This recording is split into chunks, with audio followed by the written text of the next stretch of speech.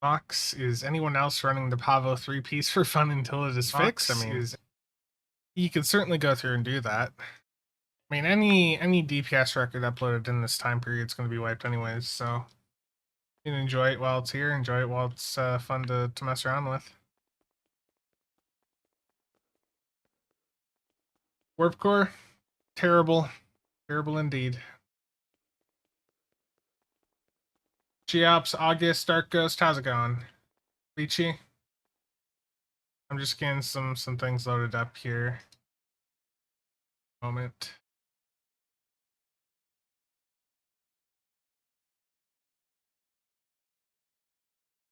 For some reason, I've been getting a bit more electrical interference with the microphone again recently. I might have to just go in and order a new XLR cable or something. Next War, how's it going? Cooper, Ulrich, Steele, Ethan.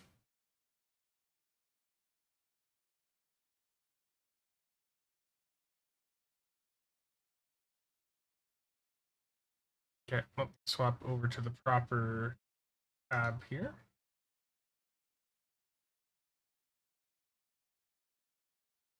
Let me move this XLR cable because I can hear it buzzing a little bit.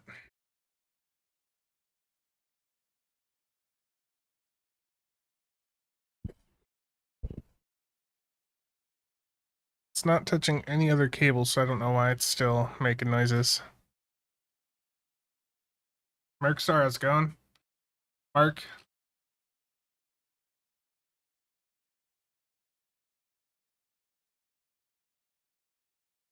Hurt, how's it going?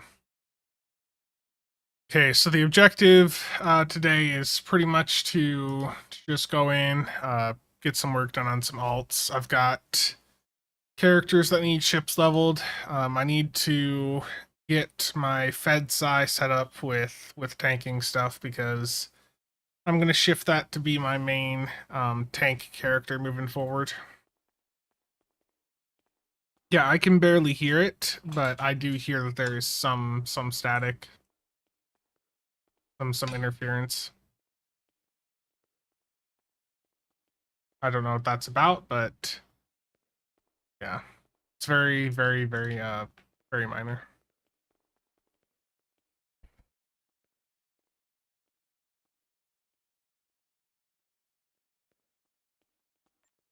Start off on my Fed side then.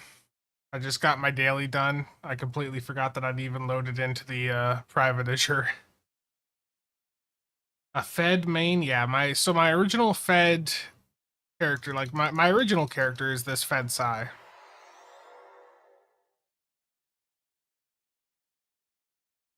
Mark, Spider, Steel. When do I think the next Muds bundle sale will be on console? Pretty much just go to the news page on the ARC website and look back to what happened last year. And that'll probably give you a good idea. And Dan, how's it going? So I had two T6 Infinity boxes on me, and I popped them both for friendships. The reason that I'm going heavily into the friendship here as like a platform for a bunch of characters is because it's really good in the current meta. So I was talking about this in Discord yesterday. But with the new Type 7s, they've really disrupted the meta quite a bit. I forgot to turn my lights on. But they've really disrupted the meta quite a bit, these new Type 7 pets, because there's so much debuff that they're bringing in that from a meta perspective, any platform that cannot bring those pets into a run is less valuable. Hungry Andorian, how's it going?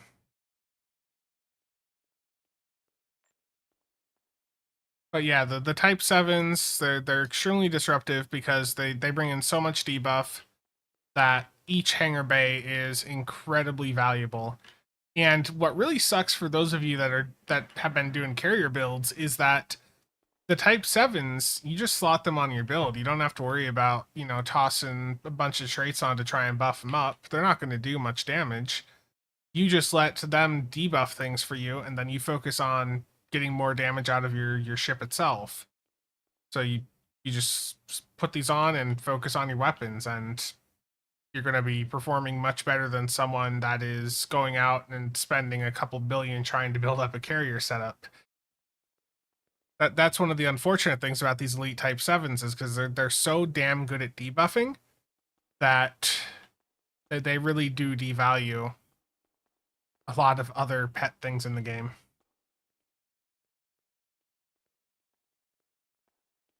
Type 7s are from the Iwani specifically, so you don't even have to pick up the 14th bundle, you just have to get the Iwani. How salty am I going to be if the Friendship gets added to a Mud's Choice pack? The Friendship was only released about 6 months ago, so it's too soon to be in a Mud's pack. I do think that we're going to see another Mud's pack pop up. That is a bunch of like 32nd century disco ships, but I don't think the Friendship will be in there. It's too soon for the Friendship.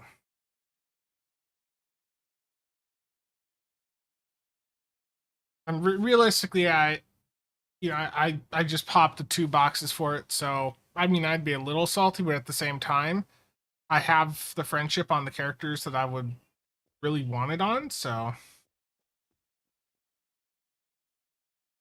waiting on the sale to get the Hydra console. You don't even need the Hydra console.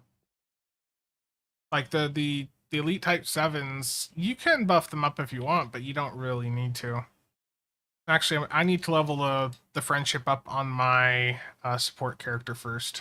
Do that real quick.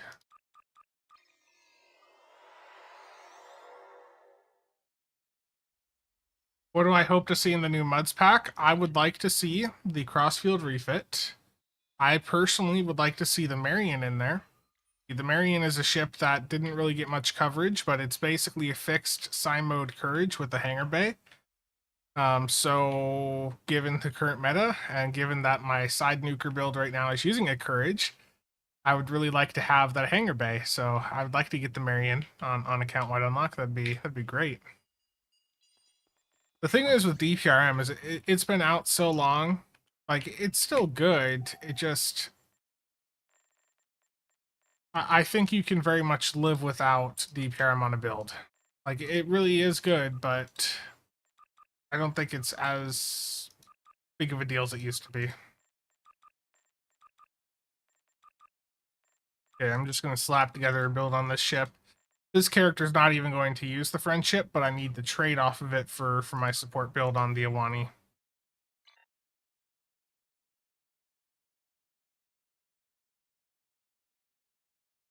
Rob, thank you for the membership, man. Much appreciated. At least I think that's why it lit up green. They're about to be... Oh, do I have notifications on?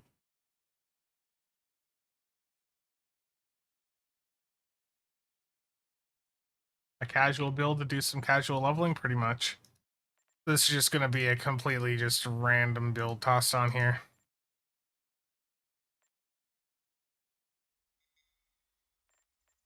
Okay, what beams do I have here? A bunch of plasma.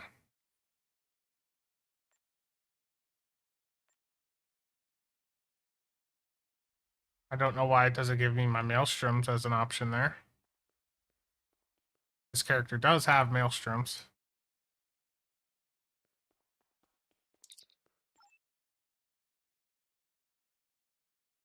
Damn lag on console today. With the full carrier build, I got the that's part of my thing with them is you don't have to even do the full carrier stuff now.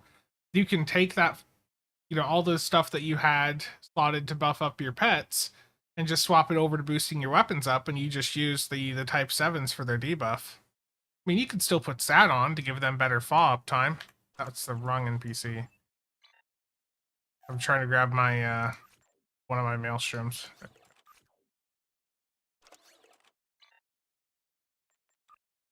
Brilliant, how's it going? Tribbles? No, I haven't opened any lockboxes today. I pretty much just woke up. This character doesn't really have like anything on it, so I'm just gonna slot random junk. So I at least have some tac consoles. They're all gonna be phaser, aren't they? Terrible. Do I have phaser beams here? Okay. We're getting a Triz level build today. Where I just slot random junk on here and quickly level the ship up.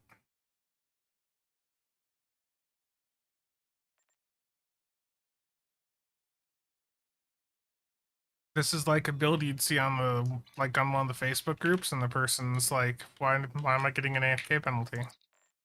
Type of build I'm going with right now. No attack consoles.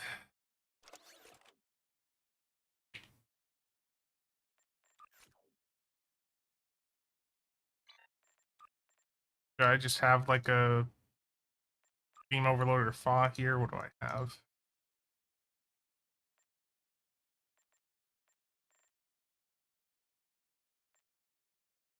Both love and hate the type 7s. Yeah. Add skills. Just leveling up a ship quick.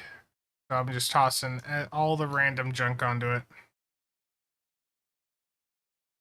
Yeah, that's good enough. Can I get at least a number of spider weapons on here?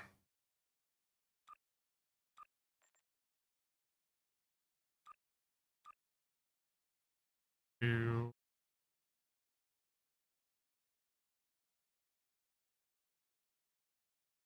Don't even have an immersed powder weapons 3 on here? Terrible.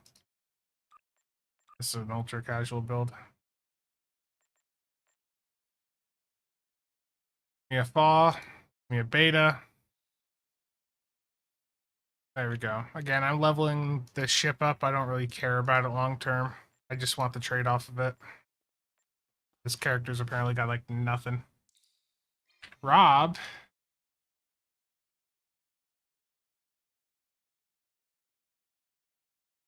You're funny, Rob. I'm gonna type you something, Rob. I said this to Nick last night. I want to get your thoughts.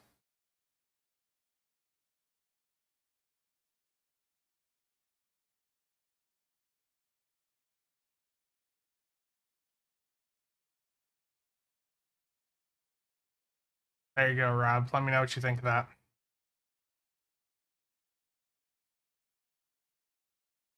Boolean Technology Suite is now my favorite thing, and it's so stupid. Yeah.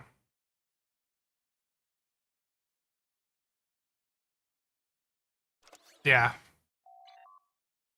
It's the friendship trade has been very expensive for me, because as soon as we realized just how effective it was like, damn it, I need this on a bunch of characters.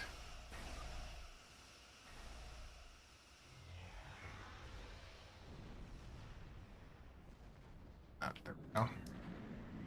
The build on this ship is absolute garbage right now. It's just, again, that I'm using this just to level the character up and then never play the ship again. At least on this character.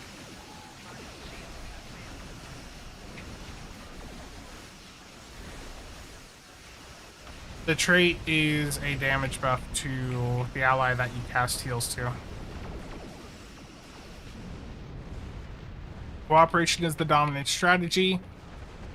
So to non-hanger allies, each stack of this is plus 10% Cat 2 bonus damage, and you can get up to 5 stacks on the target player and maintain that uptime throughout the entire run.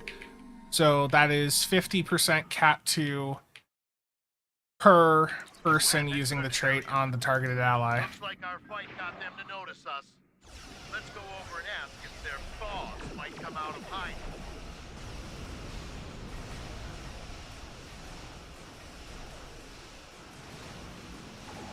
I don't know, Rob. I don't know how many people we have for today.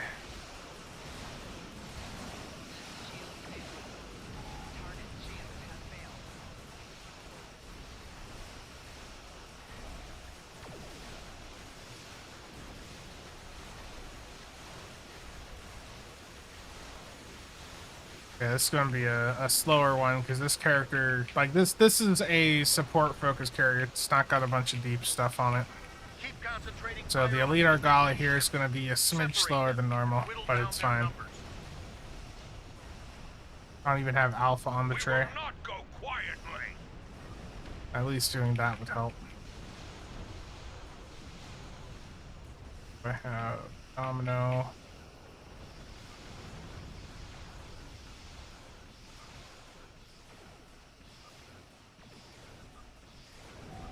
Rear shield failing. Left shield failing.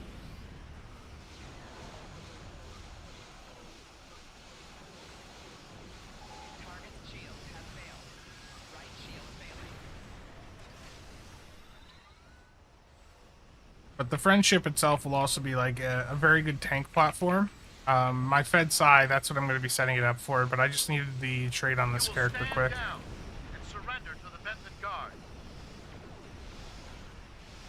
Sensors are Yeah, picking it's a up super small support habitations trait. from some of the asteroids. Again, that's Possibly 50% consistent Cat with 2 bulkholes, per temporary person hideouts. on the supporting team running it and activating it on the DPS player. So you get 4 people running it. That's 200% Cat 2. Ice Knight, how's it going? You cannot cast it on yourself though. That's the thing. So it is explicitly a support focused trait. If you don't do supported runs, you probably don't care about this ship.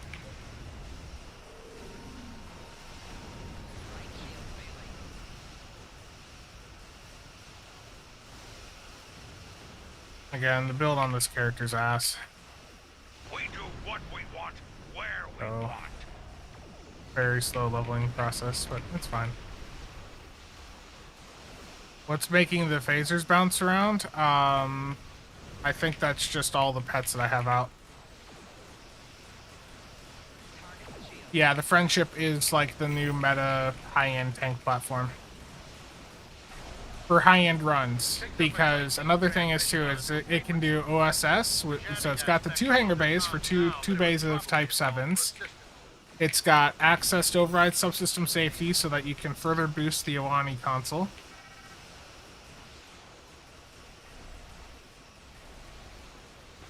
I'm taking you with me. I don't even have a parser up, but this is like really bad damage.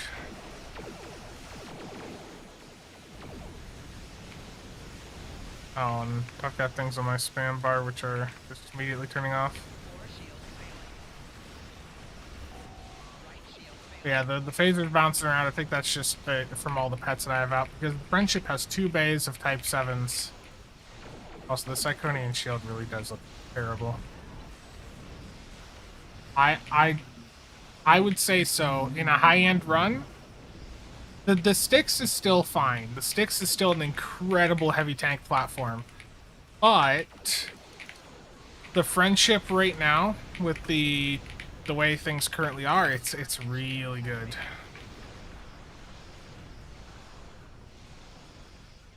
That's got them. Excellent work. Okay, that was a painfully slow run, but I should have the trait on this character now. Thank you for your assistance. The Kazon have... We have the...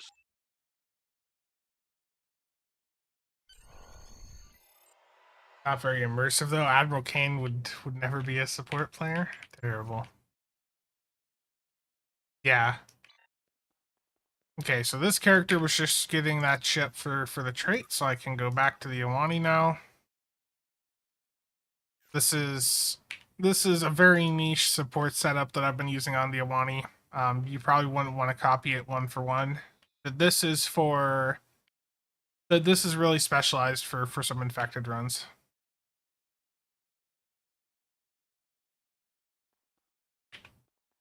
In a full supported environment where I can break off and just do the right side on my own, basically.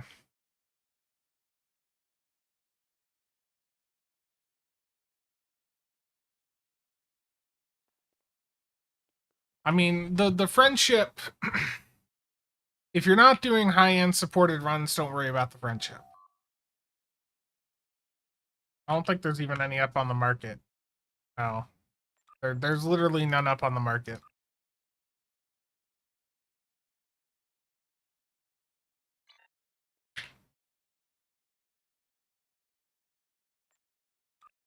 Now to do the same thing on a character that I'm going to actually put some gear onto. Do I have... So I'm going to set this one up as a tank. I do happen to have the Ball Omni on this character, I believe. Yes, I do. I need to grab a set of balls on for this character. One on the PlayStation market. Oh yeah, especially on PlayStation, I don't think I'd worry about it as much because the thing with the friendship trait is that you have to select your ally to cast it onto them. You know, to cast heals onto them.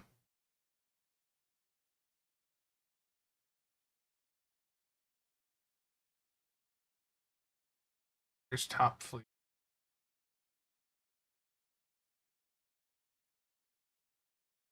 I've scrolled past this character already, I know it. Oh, it's actually down a bit further. The spice must flow.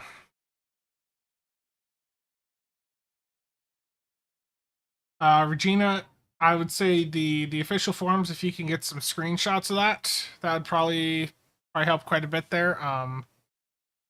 There's just not really a good channel to report things. The forums aren't always guaranteed to actually be read by the devs, it seems like.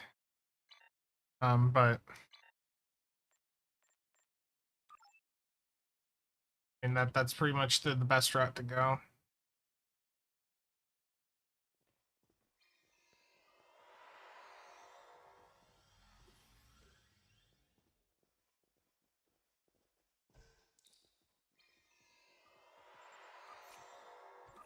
The sticks is still really good. The thing with the reason that the friendship and the Voth Rampart are stepping in as like the new go-to tank platforms at the high end is because of the two hangar bays. The hangar bay slots again, they're just so incredibly valuable right now.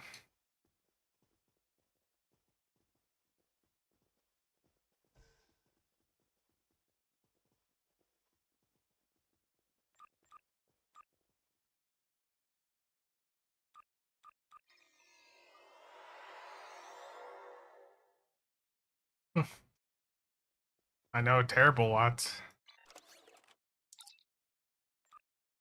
Okay, this character is going to be set up more as like a support tank is what the goal for it is. I honestly don't even know what I've got on this character right now though.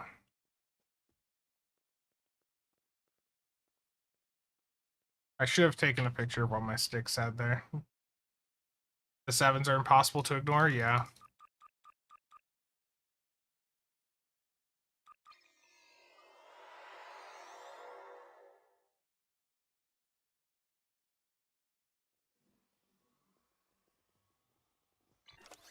Yeah, they're just a complete game changer because they, like I said, they devalue.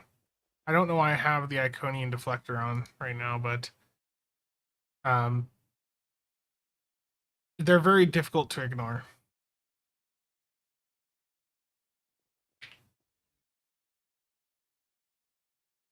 Yeah, the Legendary Audi's a perfectly fine tank platform.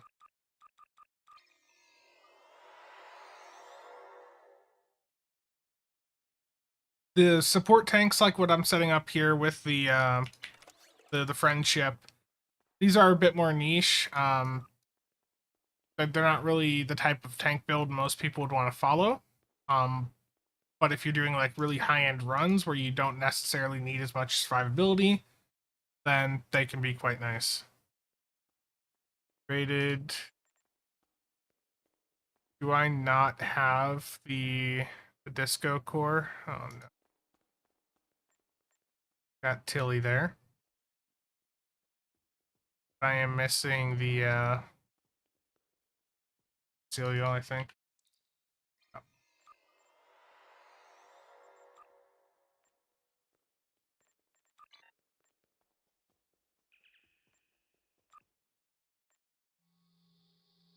Yeah, the Suliban Silic has been pretty much the go-to meta platform for quite some time for high-end runs because of the IFF console, but that, I mean, the issue with the Silic is you don't have room to do like a Grapple 3 on it. It's still really capable. Most of the high-end runs for the past couple of years have used the Silic to get their numbers, but it is nice to use other things.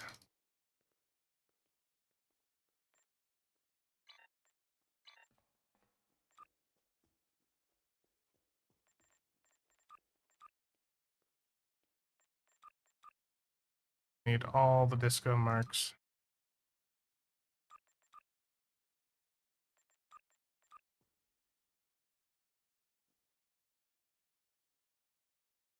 That's going to depend on the team composition, but I think having a mix of attack and size in the run is good. Engineers are pretty much the only career that generally don't have much place in that environment. The only thing an engineer captain can bring into a high end run is EPS power transfer, which is quite beneficial for like an energy weapon build. But aside from that, the having a tank or support in there to make sure that there's full uptime on pack fleet is good. Having some size in there to bring in a super buffed up sensor scan and all their other stuff for like the end, that's also really nice.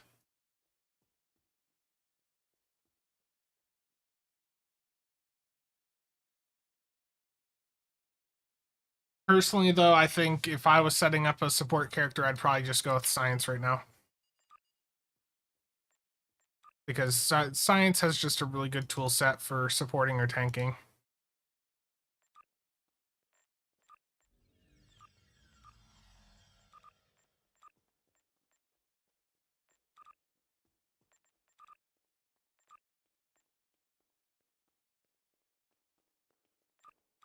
What I need is to get this box here and get. I was hoping to get one of the elite marks there. Yeah.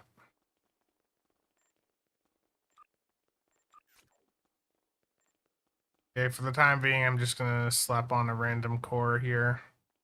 Long term, this will be the disco one, but I just don't have it on here right now. Terrible? I know.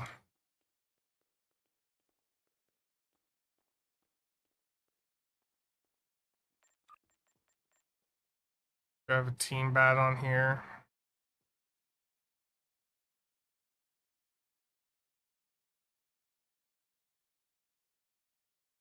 I mean, you want to stack up as much of all the damage buffs you can, but I mean, having having a lot of cat 2 generally isn't terrible. I've noticed recently people doing ISC and they're getting like 90k and moaning at players doing DPS. People are always going to complain.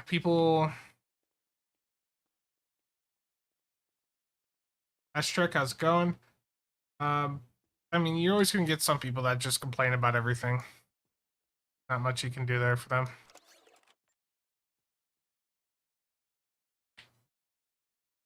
Okay, I need a Wani console here, so fleet power.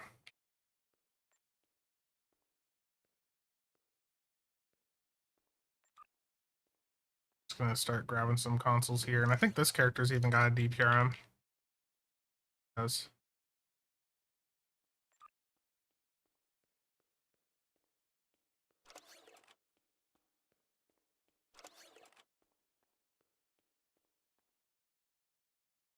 Just trying to grab some consoles here, and I think I'm missing a few of them.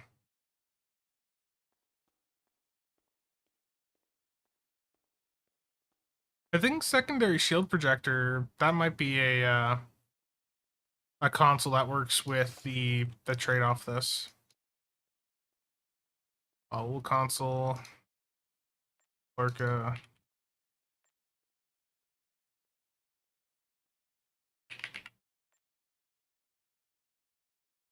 Do I not have Tachyon Netrons on this character yet?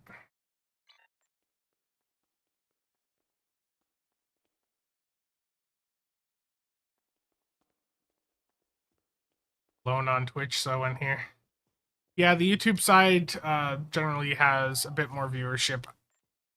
In general, I think that for STO, the YouTube side is much just has a lot more visibility.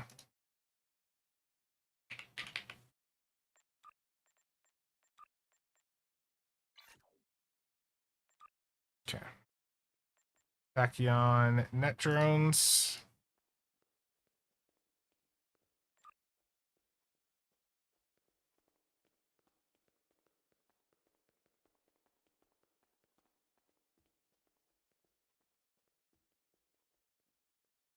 Elite random TFOs lowered the floor, and people don't know what they don't know. Yeah.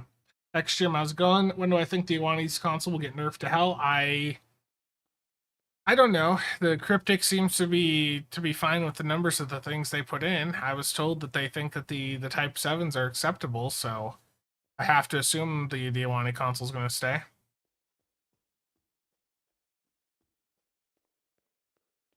Did I miss some comments? I think Cryptic employee lurking. Yeah, the elite randoms are not qualifying for the current Universal Endeavor. Yeah, the SROs are still not right. Flagship. I mean, I can put that on, but we only usually have one of those on in a run, and usually one of the supports has it. Ramsman, yeah. Unfortunately, that ended last night, but that was a really good deal.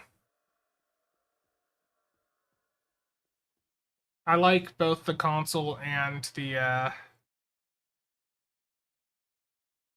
console and the pets.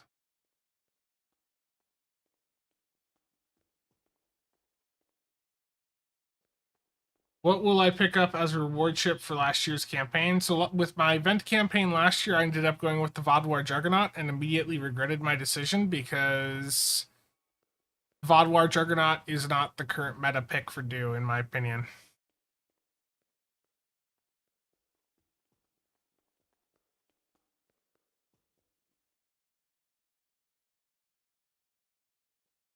Will the SRO stacking issue be fixed in a timely manner? I hope so.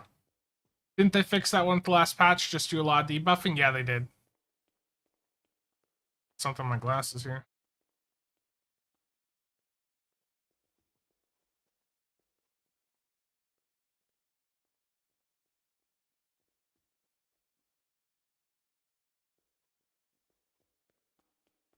Okay. I'm trying to find... There's a couple consoles here that I know I'm missing on this character. Don't know if I have high energy. Nope. Okay.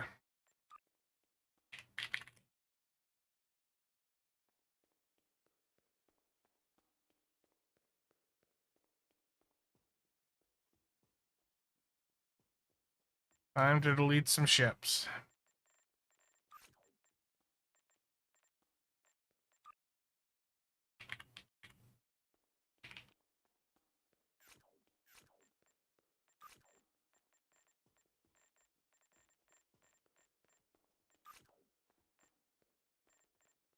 Kathy, thank you for the 5.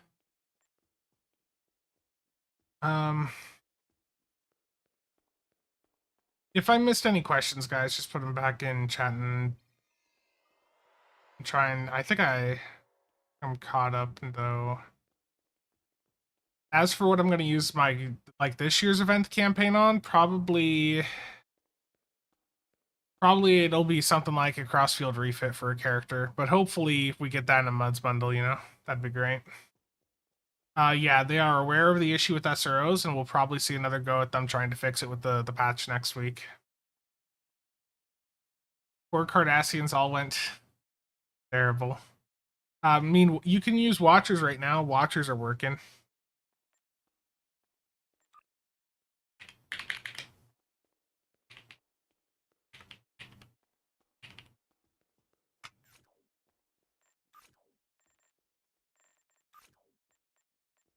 I need to get a few of these ships out of here, though. Oh, I cannot type today. Okay, so I need high energy, which is off a Jem'Hadar ship.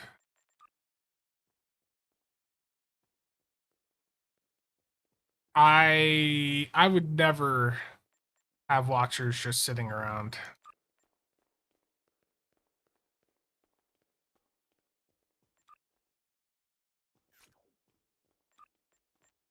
It's just the slow process right now of trying to grab some of the consoles that I need.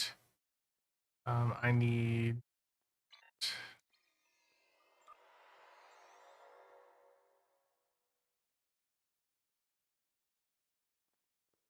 trinary arrays, which I do happen to have.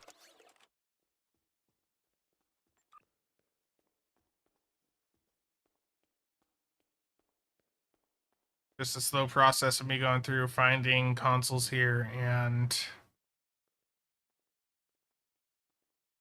thought I had sat on this character.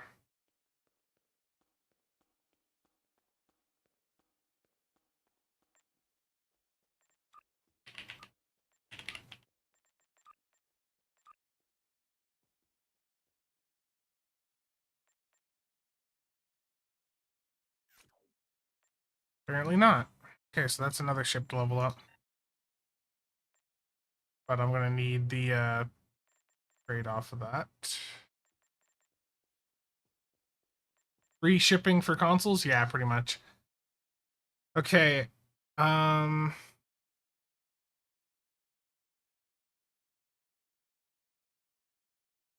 It's funny how different everyone plays. I find my science tunes the least interesting, useful. Most of my tunes attack, but the eng that I do have are really fun on ground. Yeah, I mean engineers are good on ground.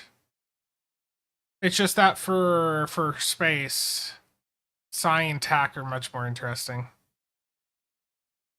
Yeah, I'm just grabbing ships for consoles right now, and I don't see where it put the mirror strike wing. Remember, sometimes when you get a ship, you have to like log out and back into the character to get it to actually appear, which I think is what I'm dealing with right this second. Whiskey Tango, how's it going? I do have watchers, but they're not posted on the market. I have a limited supply of watcher bridge officers in reserve for personal use. Yeah, just waking up and trying to get this ship set up. Just going at it very slowly.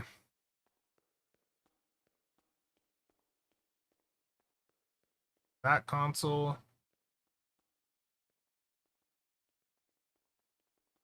I think I gotta claim a couple of the Jem'Hadar ships here.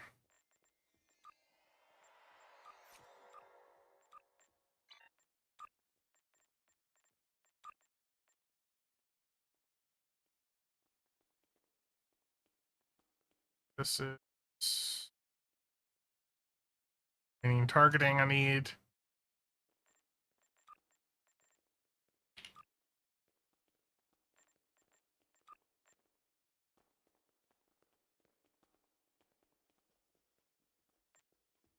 I'm just trying to copy what I had on my Styx character, basically. Just going at it very slowly because I'm looking at chat.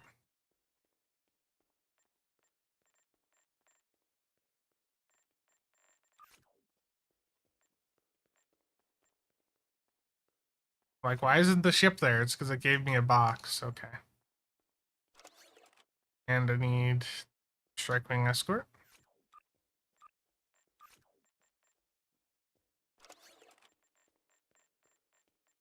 I'll probably end up shifting a few of the consoles around because I am missing one from Phoenix and a Lockbox one right now, but it'll be fine in a moment.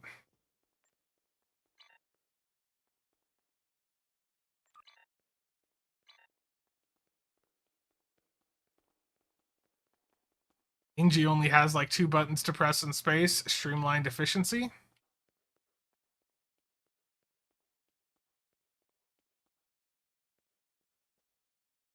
The console off the Excelsior 2 Madman, that's really good for like having some additional weapons fire from your ship. Yeah, getting the trade every time is not fun, and just the entire setup process can be a bit draining for sure. Oh boy. Okay, let's do.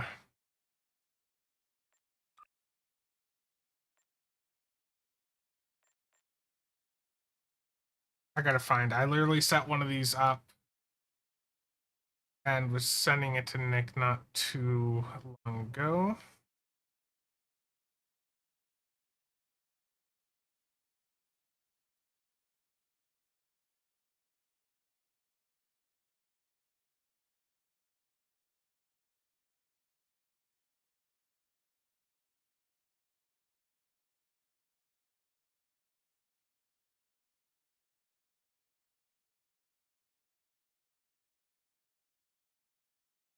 Just hold on. I'm just trying to find something that I put on Discord a while back.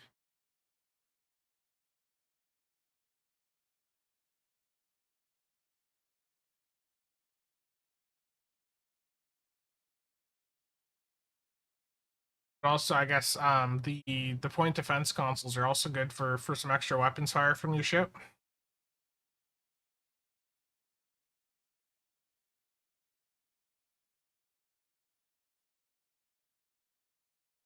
I don't know where I put these pictures.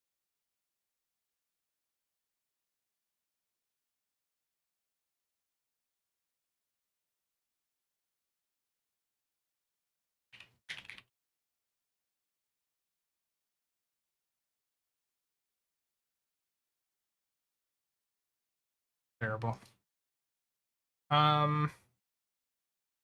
Yes. Carlos, how's it going? Thanks for confirming that glitch in the random TFO. Keith, how's it going? Crazy? Yeah. Point defense consoles from the legendary Akira? Yeah. I mean, those are available through some other ships, but yeah. Pretty much. Okay, I need OSS 3 on this SRO TAC 1. That does have Intel on it already.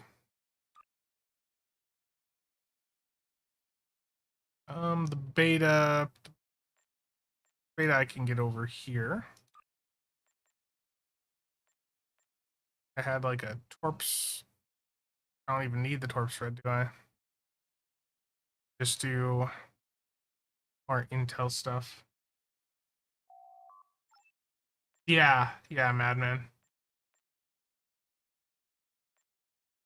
Pretty much.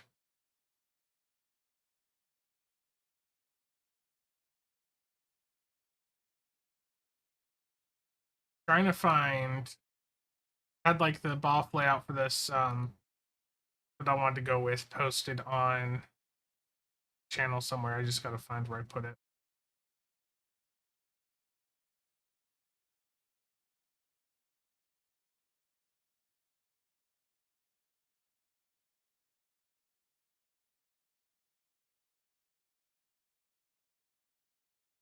Because Nick and I were talking about this and like theory crafting it a while back.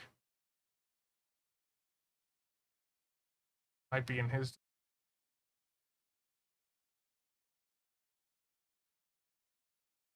No, I don't know where it is.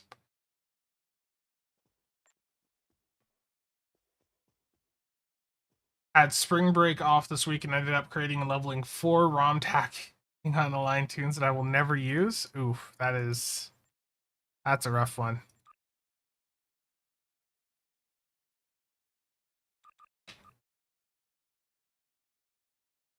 I probably don't even need I don't need too much uncon on this build if I'm going to be taking this into DPS runs, so Ionic.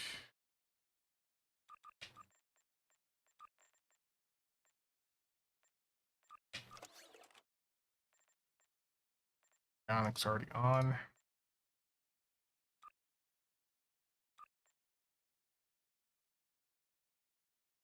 Is saving time Mud's bundle worth to get? I mean, I think the legendary pack is going to be ships that are a bit more up to date, Sid. But I mean, stealing time, like if you're really big into science builds, if you want to have the Vern on account wide unlock, that's really what that bundle's for. But if you're looking for a bit more diversity with your ship selection, and you want to get the maelstroms, then I think the legendary bundles will be the way to go.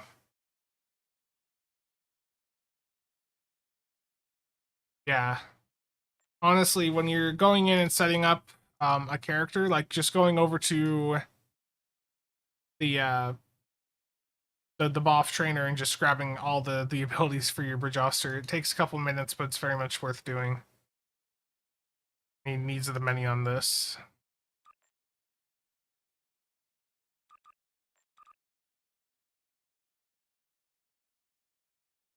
Carlos, find out. Yeah, getting them trained up on everything does absolutely suck.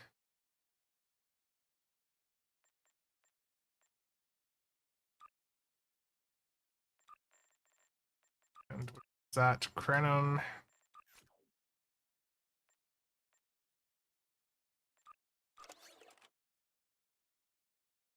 Yeah, unfortunately not.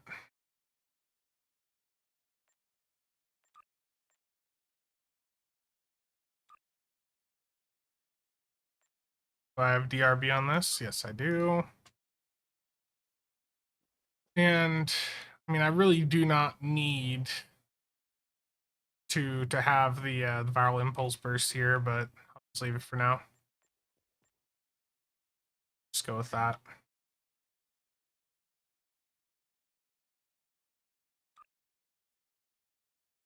Got the bundle because I love Space Wizards. Then I only created 2 characters, one for red. Yeah. There are some situations where the Muds bundles are worth it, and there are others where you end up only using the ship on one character, and it's like, was that really worth it?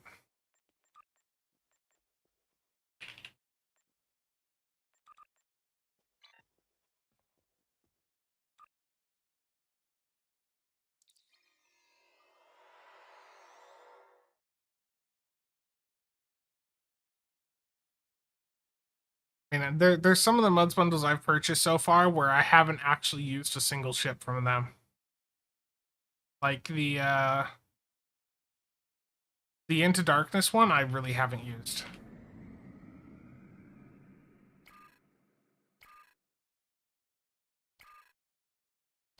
For this character with this specific build, I'm going to do max aux power, then the rest into weapons. With the support tank, you're not focused as much on doing DPS yourself. It's more of just buffing up your, you're focused on buffing up your team.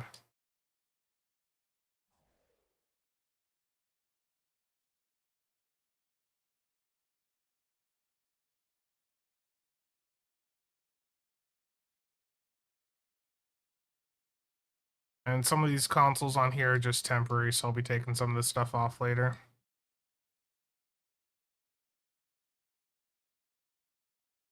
Just want to get stuff moved on my tray here.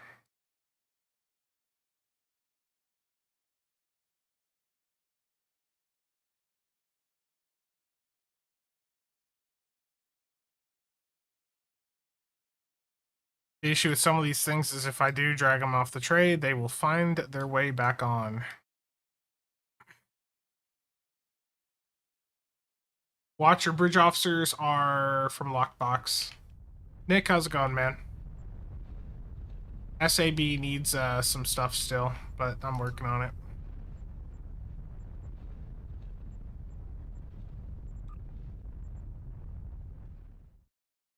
I hate when I click on traits that I can't actually, like, it doesn't go to them.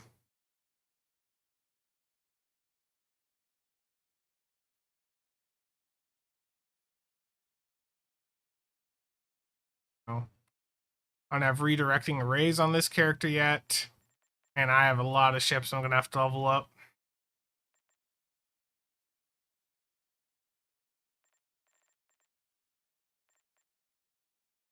Okay, for the moment, while I level the ship up, we're going to go with beam overload on it, just because I don't actually have any fire at will stuff on it right now. Again, long term, that's not what this is going to be like, but while I level the ship up, it'll work.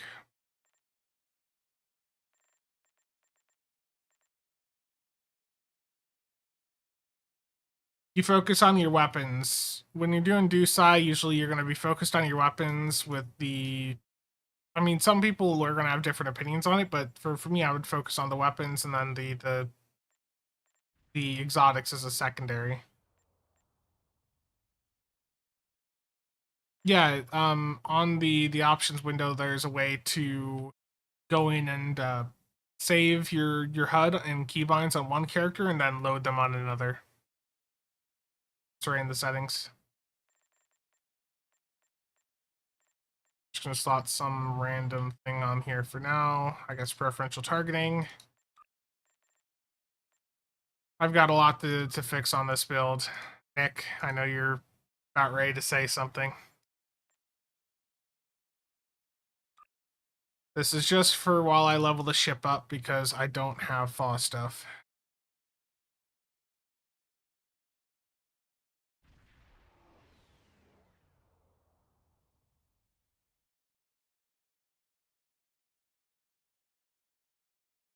Let's level the ship up quick.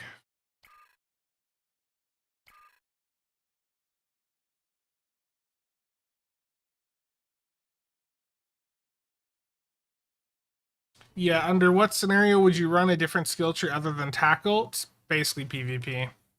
Like if for any PvE stuff, there's pretty much no reason to not be using tackle in PvE.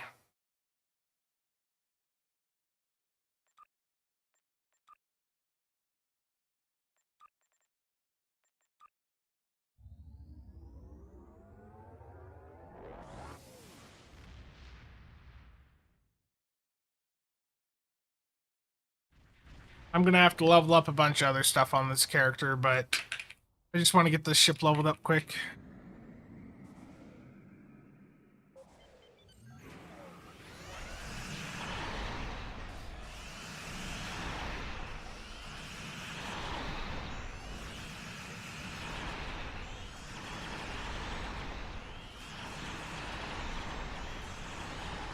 Shields have failed. Core shields failing. Rear shield failing. Right shield failing. Some more abilities on here so I can get some Boimler procs going.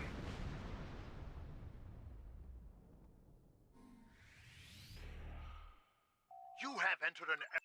Looks like our fight got them to notice us. Let's go over and ask if their boss might come out of hiding.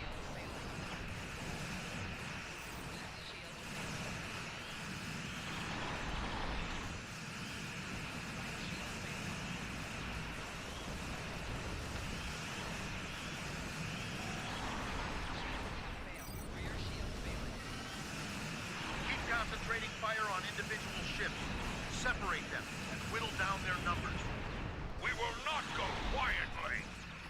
Yeah, the designs of the Discovery 32nd Century ships is a little weird. I mean, this character's got nothing, Nick, Surrender. for this stuff. That's the issue. Sensors are picking up small habitations in some of the asteroids, possibly consistent with bolt holes, temporary hideouts.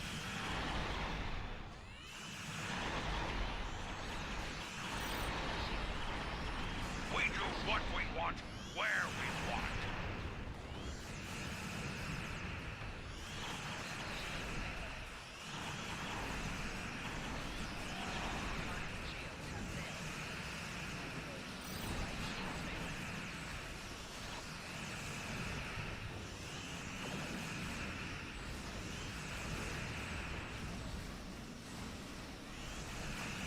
Picked up a tight beam transmission on a new frequency.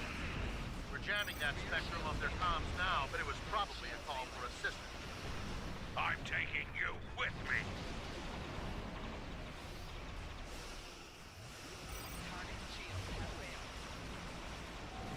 Right shield failing. Left shield failing.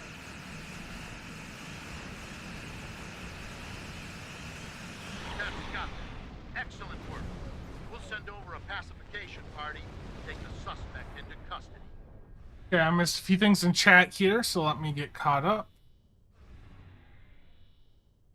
Stupidest ship design I've ever seen. How the crew get to work on the energy cells, I We know. recommend that you get underway, and we've recently come across the remains of a battle Do I cruiser have the new between ship yet? The Borg and an Devar? unknown No. adversary. No, I don't.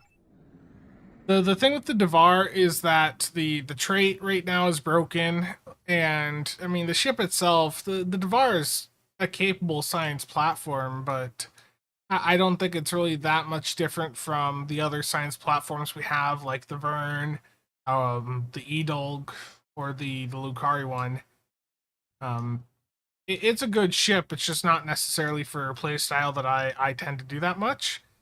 The trade on it would be nice to have for solo runs, but again, the trade is broken right now and is giving a lot of crit D when it's not supposed to. It basically just doesn't have a timer on it.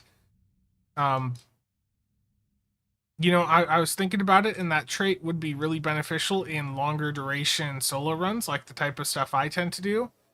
Like imagine that 25 crit D every 2 minutes in a 20, 30, 40 minute long solo TFO like that Leviathan that I did recently. Like that would be the perfect environment for a trait like that. But for doing deeps runs, most DPS runs nowadays, like at a high level, are done in under a minute.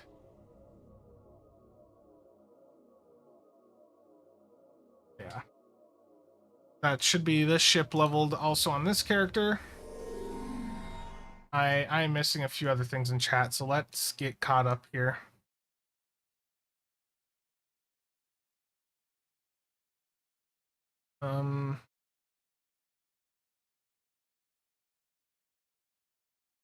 Yeah, Nicholas, that's bugged. Do I level faster in advanced or elite patrols? Just depends. I mean, advance is usually faster, but I mean, the thing with an elite Argala is that elite Argala just doing it once is going to get you leveled up to T5. Like I just went from 0 to full mastery on this ship in one patrol. Hiya, how's it going?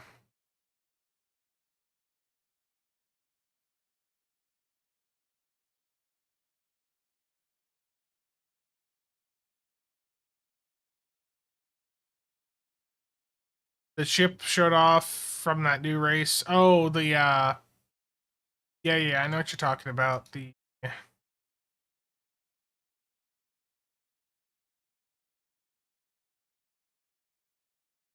This thing. Yeah, I hope that's a playable ship.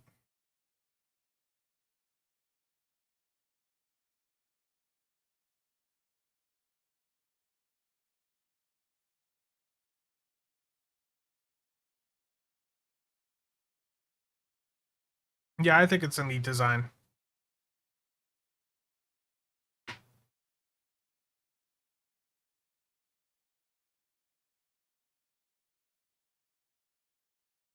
The patrol I just did was elite. Just spilled some coffee.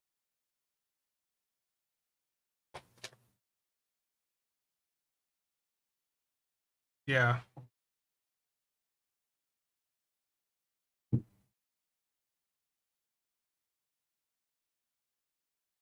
Gives a whole new meaning to Disco Prize, yeah. Berkatron, how's it going? Okay. So that's the ship leveled up on this character. Does look like I have some other ships that I'm gonna have to level up though, especially for tanking stuff. So I will. What is that I'm drinking? This is coffee that's been sitting here now for like the past hour or so. It's just coffee in a beer mug. Nothing wrong with that.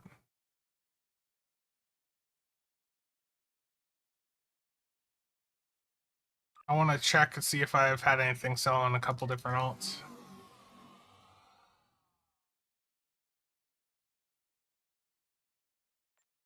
Yeah, I think the Ethereans are going to end up being evil, personally.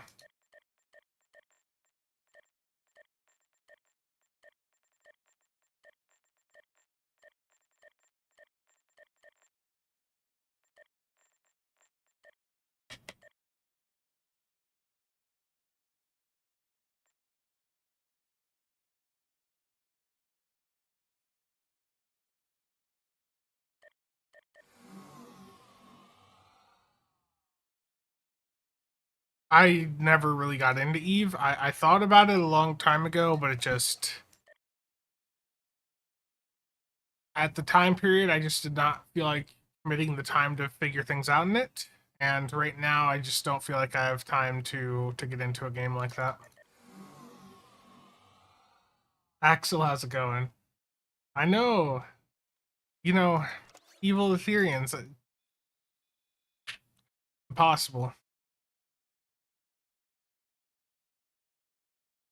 Just tried to use the Vanguard bridge officers, but only received 2 officers. If I reclaim, it says I'm only allowed 1 unique. You have to, in order to reclaim, you have to discard the ones that you have, from what I recall.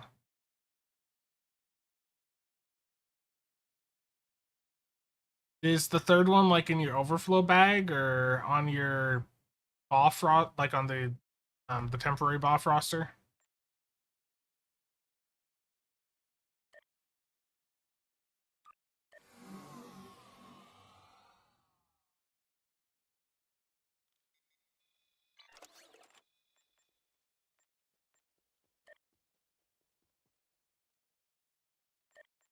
They're not on the candidate list, the buff candidate list there. Sometimes I'll have, when I get a new bridge officer, it'll put them in the candidate list, and sometimes I have them just get dumped into the inventory somewhere.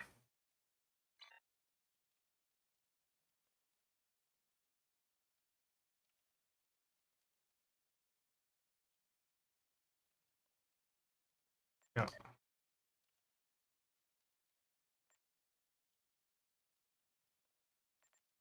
Why do I use the Nandy ship on my alts? So on my contraband focused characters, they never actually have a ship build on them. Instead of these contraband characters, I just wanted to be on a ship that had a bridge with easy access to the account bank and to an exchange if needed, so that I could leave them parked right next to the security officer here, and then when I need to go and grab contraband or chuck something up on the exchange, I can load into this bridge, take a couple steps back, and bam, I'm right here at an exchange console, mail, and so on.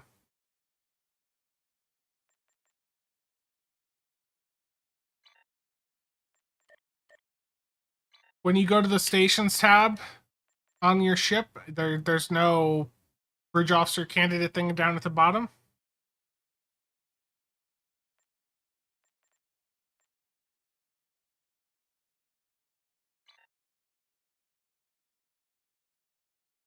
Do I think Realm faction characters will get back to their old? I think part of what they're doing right now is trying to address the issues with the SROs probably getting the Romulan operative trade also. So I think they'll fix SROs, but I think we'll not have as much crit as we've had for the past couple of years.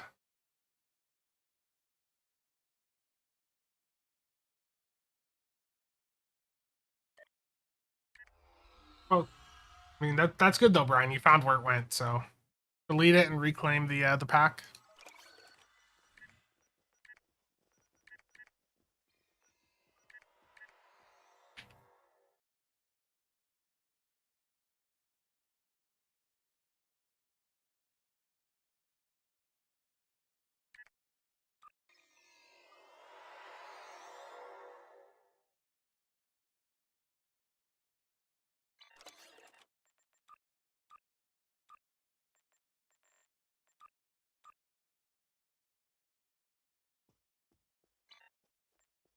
For the ground or for the endeavors today, it's defeat Terrence ground, destroy 10 Zenkethi ships in the battle zone, and then 60 Gorn on Nimbus. To be honest, I don't do the endeavors as much nowadays. Now that so for me, I'm done with them. I hit 750 not too long ago, and like the rewards from them are nice, but I just don't really have the motivation to go in and continue doing them.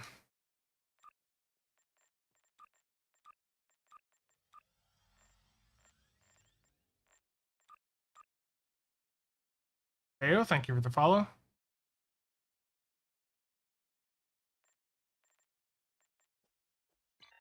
Yeah. I just I went through and I even used up all of the perk points that I had, so I've got everything maxed now. I just did not I haven't really had the urge to go in and do any more endeavors. I mean, if they happen to align with the content I'm doing that day, then I'll get them done, but I haven't been going out of my way to do endeavors for the past month or so now.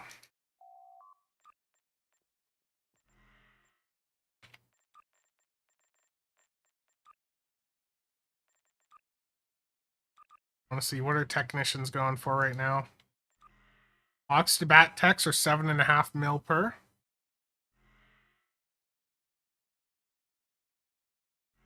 What is Mizab here at?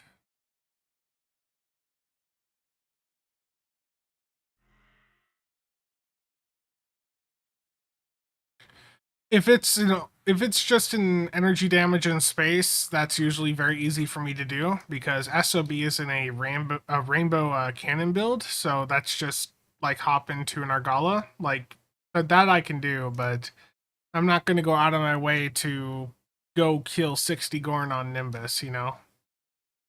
That's a bit too much. This DOF is worth 449 million. That's really unfortunate for whoever has just went in and been screwing with that market because that DOF is about to be a lot cheaper. And now I'm going to go through and see if I have any more of them on alternate characters.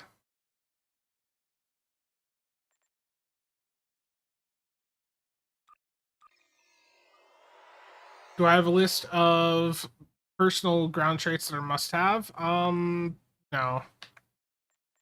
I personally don't. I think STO League has a list. And I mean, it's a bit older, but I think it's still pretty much mostly up to date.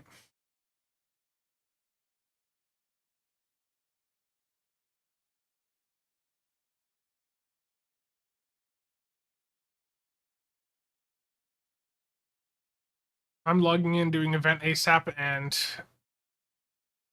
so Disillusion has finally caught up after 14 years. Another thing too with the event, if any of you are feeling like you're a little burnt out, you could just do a private Azure, take out one group, or you don't even have to technically do that. Just go in there solo on your own, and you can do whatever you want for the next 12 minutes, and you'll get your reward.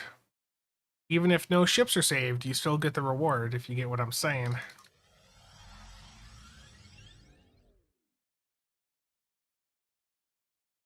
Sam, how's it going? The endeavors are relatively easy money. That they are. They are. I've only got one friend who left who plays the game now. They all got fed up with the dev team. Yeah. The server performance issues have not been good. A lot of people that I've played with in the past couple of years have left because of the server performance.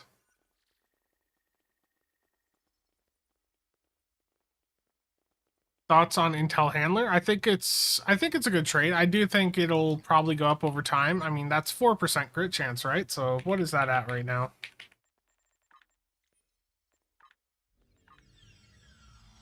10 mil?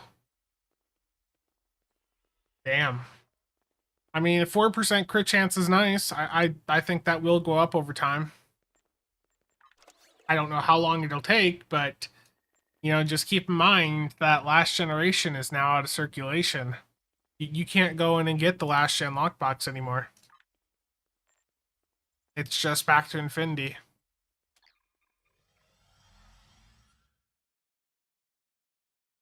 Do I have any thoughts on the game designers game balance for SRO versus human bridge officers? Everwind, I think that they're so disconnected from what end gameplay is like. I don't know if they realize I mean, obviously they've had people in there that understand the balance issues with bridge officers, but I think for most of them they're just not engaged with end game stuff at all and probably don't understand why SROs are so valued over the other things. There have been people on the systems team that have definitely understood why, but I think in general, I don't think most over there really engage with the stuff that heavily.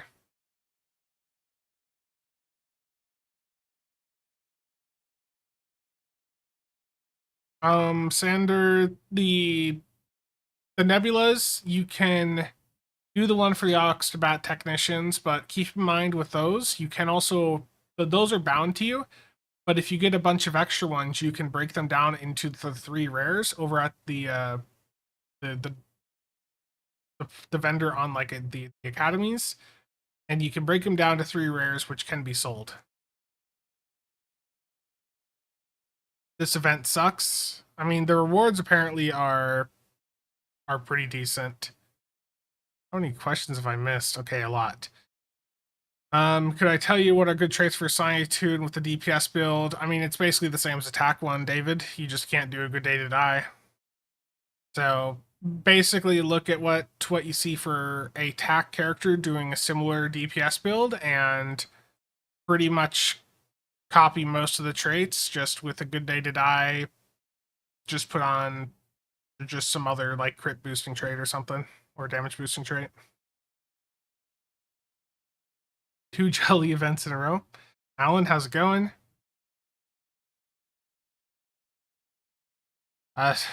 Cypher, not much. Leveled up some ships so far. Just catching up on chat now. Terrible ups.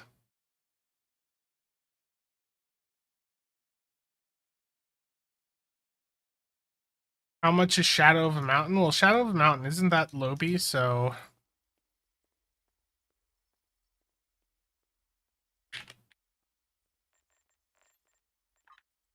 yeah, that's 85 right now. I mean that's Lobby. That's always going to be higher.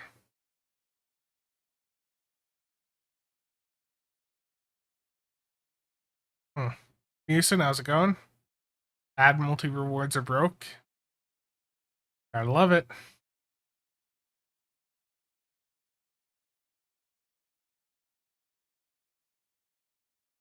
Aileron for ground. Yeah, I saw the parses you posted there. That looks really crazy. Is Good Day to Die restricted to Fed Allegiance? No, it's just a tactical only trait. Any LinkedIn updates? There was another dev that left recently, but Thomas is still there. I mean, we're going to continue to see people from the team leave. Thomas is still there. Kale is still there.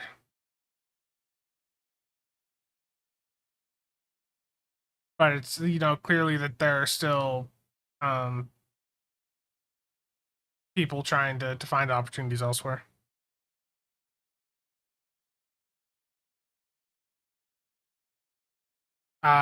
Sandor, someone else posted it for that price. I just decided to go in and undercut them with one at a quarter of the price. I mean, games need a healthy game balance, healthy trade-offs for different styles of play. I agree. It's just that for most of STO's life, we've had people in charge of like game balance that don't understand end game play, and not understanding end game play when trying to balance things. We've seen how ineffective that was over the years. Yeah, I'm using. There's going to be a nice PR statement there on the 19th. I mean, hopefully they're able to get a bit more in depth with things, but I don't know. I just I don't know how much more we'll see versus what we saw in the Reddit thread. Figured, yeah. Is there a trait that is a psi version of Good Day to Die that you can get from the exchange? There is, but it's to buff up sub nuke. It's like just a drain buff.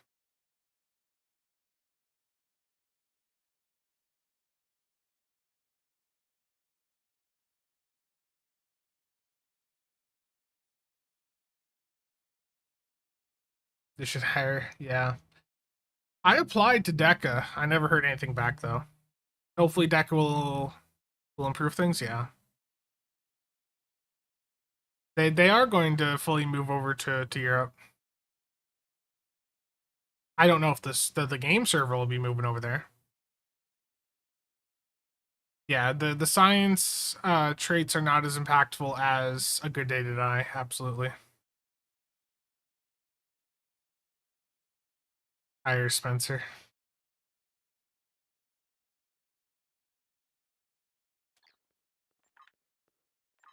Okay, let's do a TFO.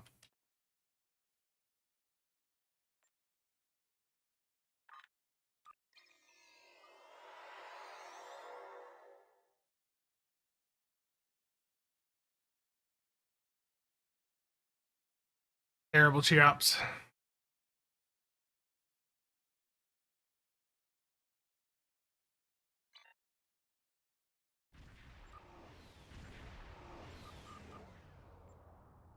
Okay, for this character, I need a Disco Elite mark, so let's do.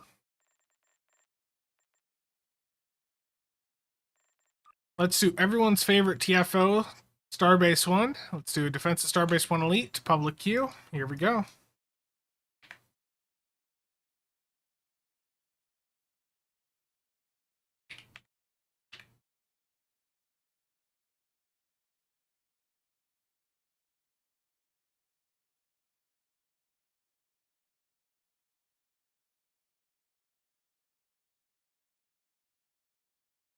I would be a little sad if the servers fully moved to Germany.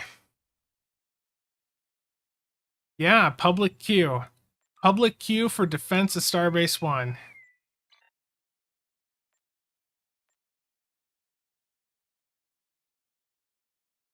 I mean, I agree, everyone. There's definitely better ways to go about game development than what we've seen for STO.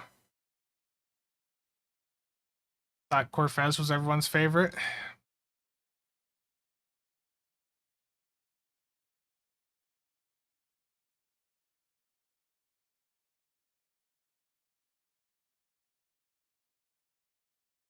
Bot approved. Oh, so project I've been working on. I don't know if I'll fully get this out anytime soon, but let me show you guys. While we wait for this to go.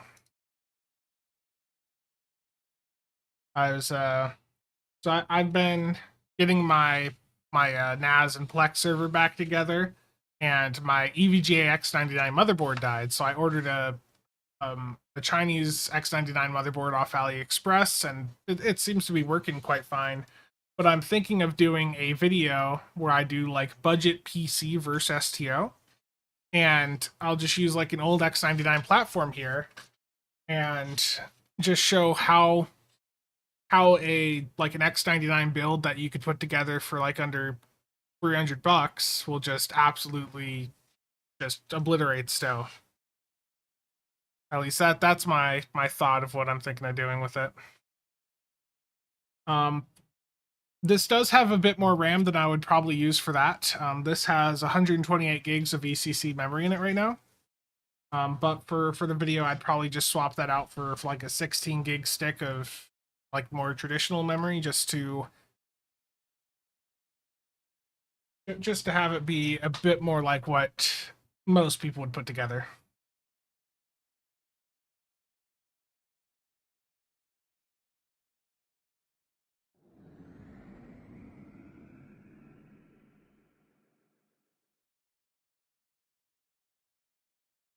For Universal Endeavor, do we need to do normal or advanced? Yeah, so elite randoms don't count for it.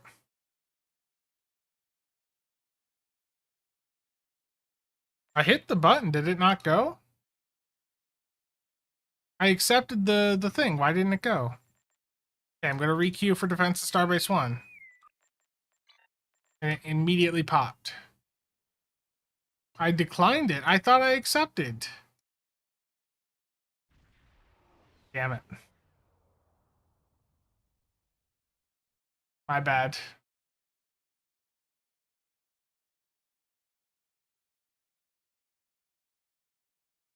That's not a very casual computer. So that computer it's a Machinist X99 motherboard, Plus, what is it? A Xeon. It's a Xeon 14 core that you can get on eBay for like $15. For the memory, it's 128 gigs of RAM in it right now, but for the video, I'd probably just leave it as like 16. And for the video card,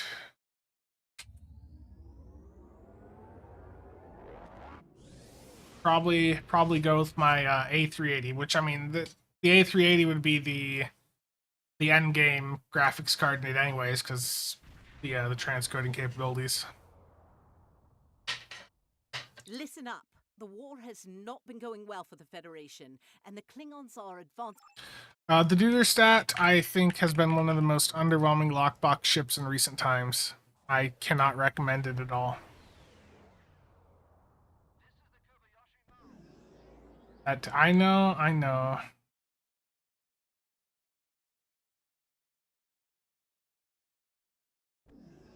Here they come.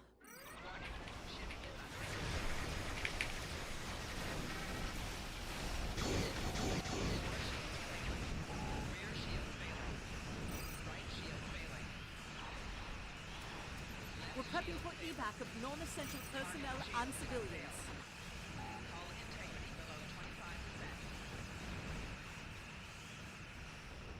Let's not have needs of the many on spam bar.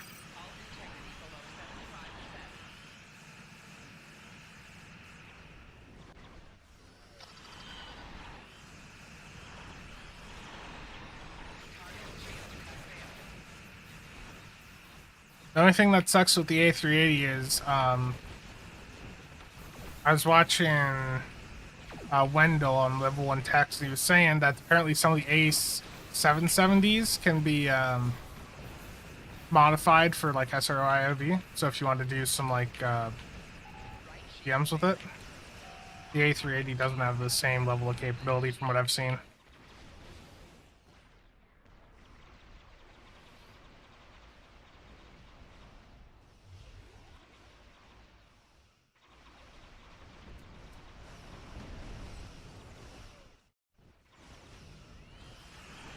Airbus. Yeah. Boeing's not doing too well here.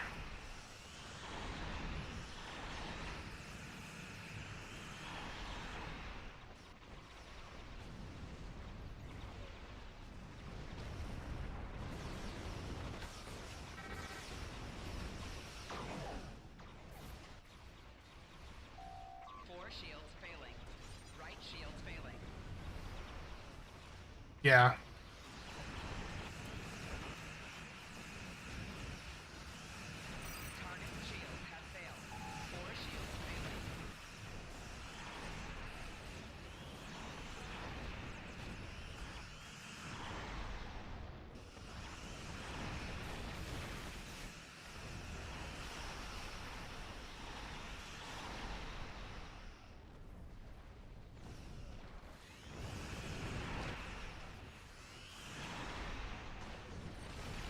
There's a break in incoming warp signatures. We may have a short amount of time before more arrive.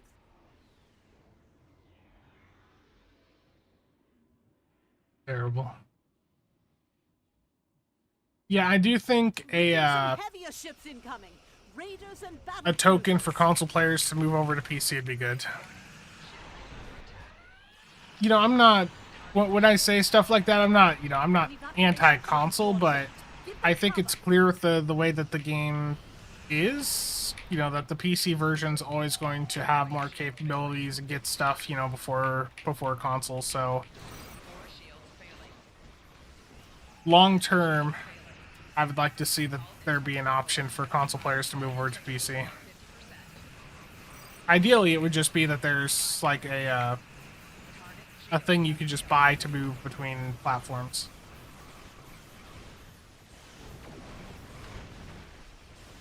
Brain melting awesomeness. The World Razor is really good.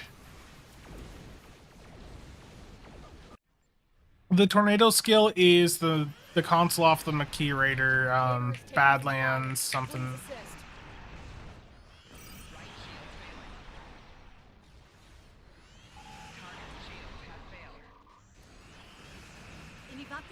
ship is launching.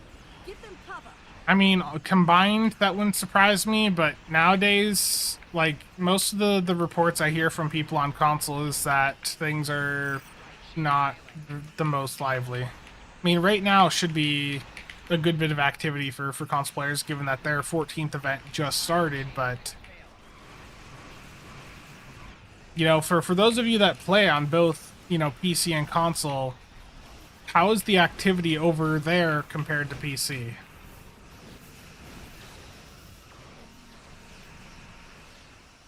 Yeah, I mean, crossplay would be good, but the issue with that is then we would be getting updates much later on, and they wouldn't have the ability to go in and quickly do a fix if they wanted, like they can with PC. I mean, they don't do that, but, you know, with PC, they can take the game down whatever they want and apply an update. On console, they can't. Pro tip, The don't Klingons die. are regrouping again. Get into position to prepare for the next assault.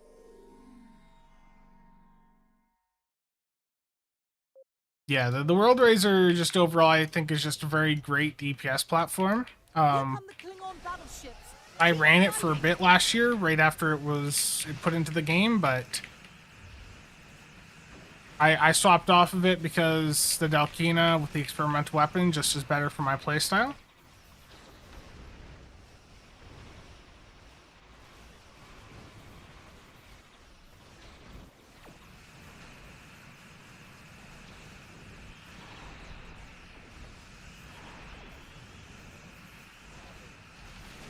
I don't remember exactly why I said that the Norway was just okay. It's probably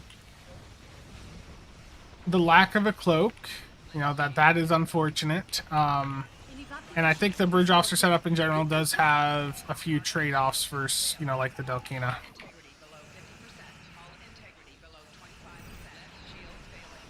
Yeah, this build is super squishy right now. This character doesn't have, like, any of the tank stuff yet. Other than the ball beam rays that I swapped over to it. Right shield failing. Left shield failing.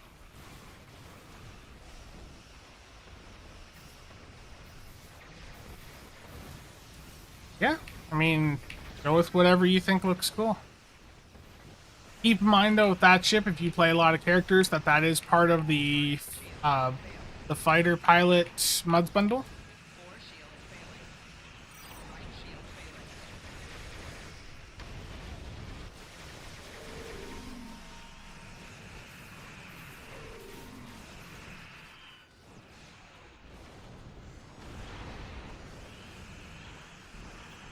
I'll catch up on chat here in a moment when we're done with this. Can you draw off some of those enemy ships? Shield has failed. Four shields failing. Right shield failing.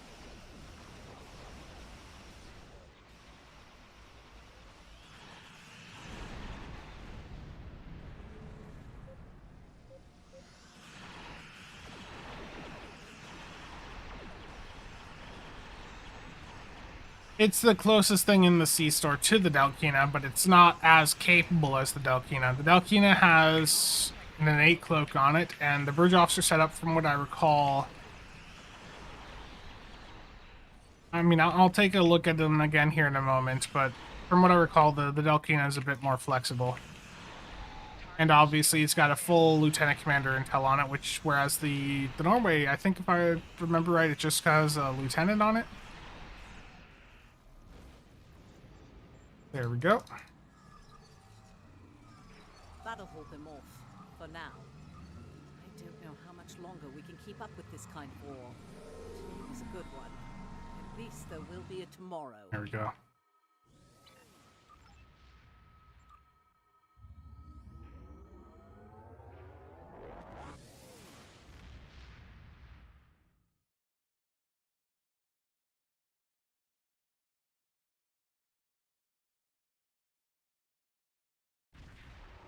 Okay, I am missing a lot of things in chat, so let's get caught up here.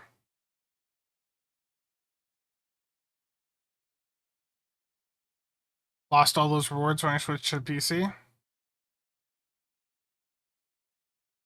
Yeah, if they had a token to move over to PC, I think a lot of people would use it. Xbox is perfectly active. Terrible.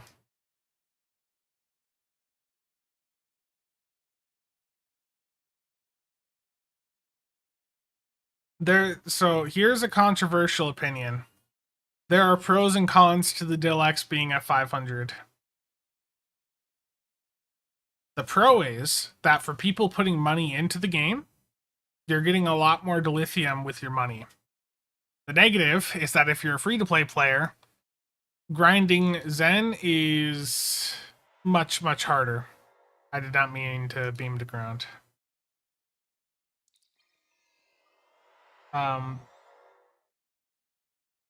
But what that means is that for someone that wants to put money into the game to buy Phoenix packs or to buy dilithium, the Deluxe being higher is good. But if you're a free-to-play player that wants to be able to grind Zen out by doing a contraband, Admiralty, whatever, it's a much grindier process. So some people are happy with the 500, and I think for many of us, we'd prefer it to be much lower, but I think the reason that Cryptic isn't as worried about putting Dill Syncs in right now is probably because they know that the Deluxe rate being higher makes people putting money into the game happy. No, they would get money if the rate was lower, that they would get more money. Because people that are trying to buy lithium for Phoenix packs would have to put more money in if the Deluxe rate was lower.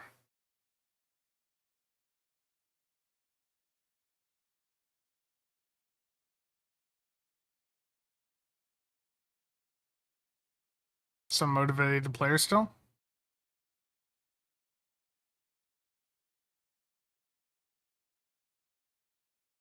Yeah. I mean, if you're a Galaxy fanboy, then yeah, the World Razor is just amazing for the Galaxy class.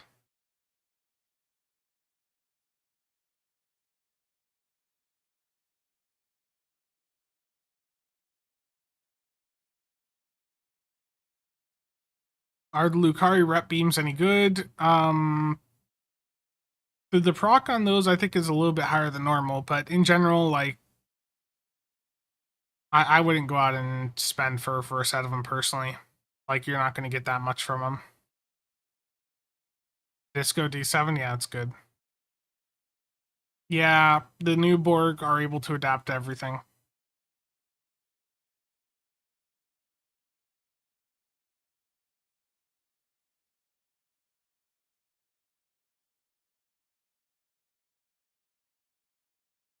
Legendary Valdor is the Budge Delkina.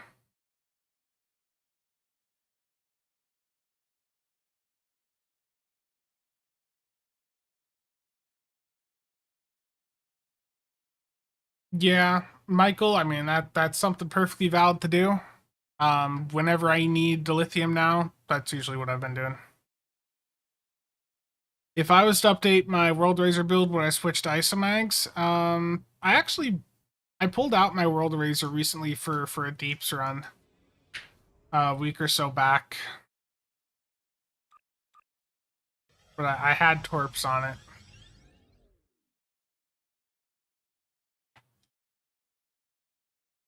You don't use Isomags for torps, no.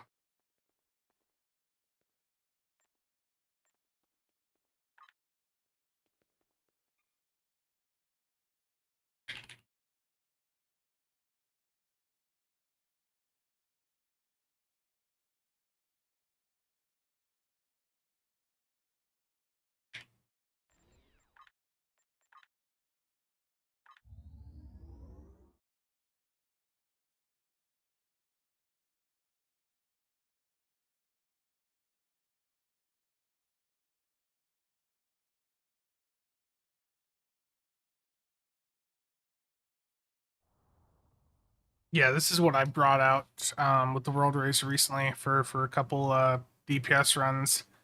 Didn't do well. I don't really fly torps as much nowadays, but I think it was like 2-3, but with the current meta, that's I mean that's okay. But not super amazing, especially on the torp side.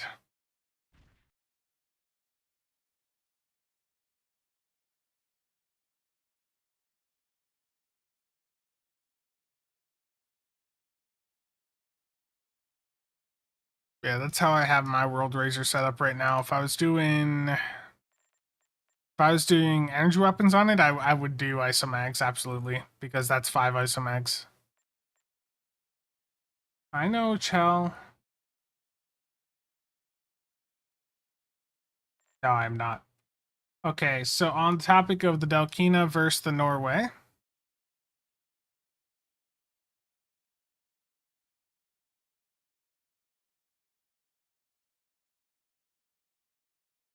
Okay, so the first issue that stands out to me is the Lieutenant Commander uni that you get with the Delkina versus the Lieutenant Commander Psi. And the Psi is fine, but you don't always want to do that. And then you've got the Lieutenant Intel versus Lieutenant Commander. I mean, it's not bad. But for how I fly the Dalkina, I wouldn't personally want to use the Norway right now. You could, you absolutely could, but you pull out my Dalkina.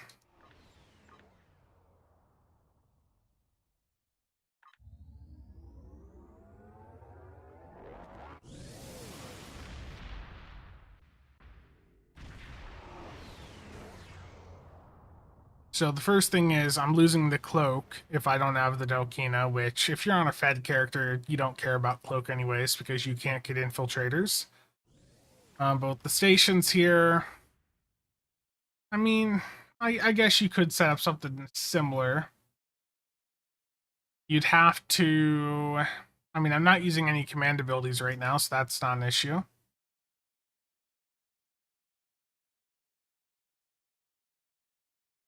You could do OSS, you'd have to do OSS 2.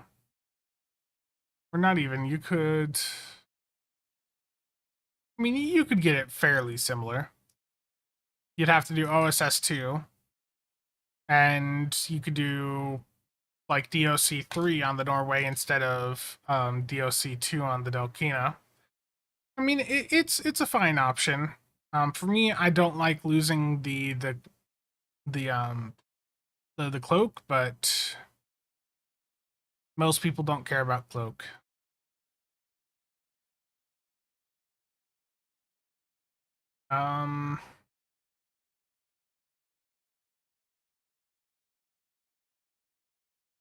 Yeah, it's not, it isn't that bad. No, I mean the Norway, that is a perfectly viable option if you don't want to get the Delkina on every character. Because the Norway is obviously much more accessible.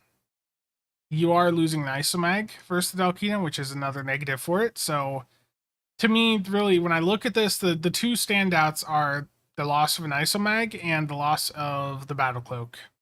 But aside from that, I mean, the Norway, yeah, it's a good budget alternative.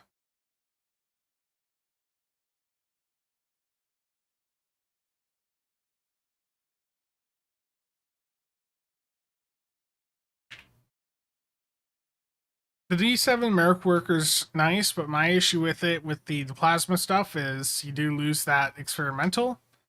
But I know most people don't care about the plasma stuff there, so yeah.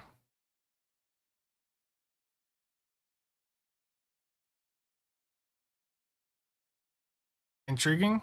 Dan? Chell, I do not even remember.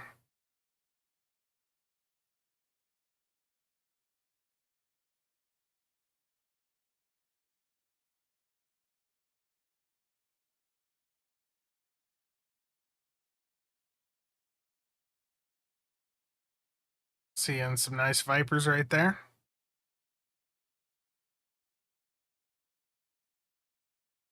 That's a very big E down there.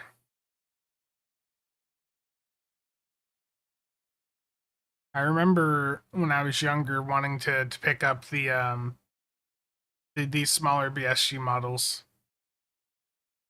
I have the Raptor one somewhere.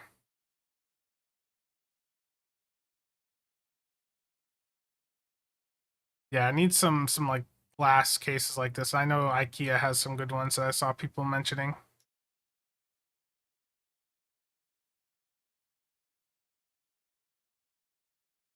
I need to find a spot in general to have more, like to display more of mine.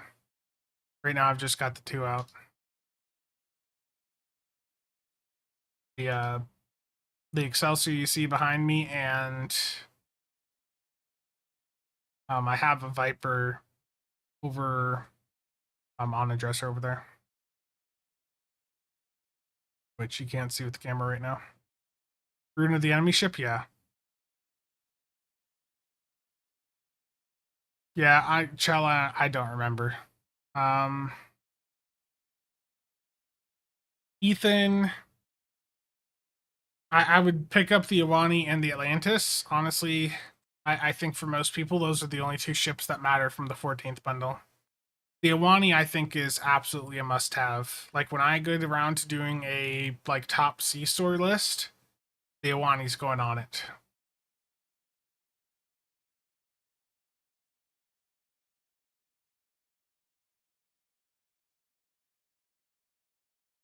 Yeah, I've got for me, I have most of the BSG ships now. I've got an order in for the Mark III Viper.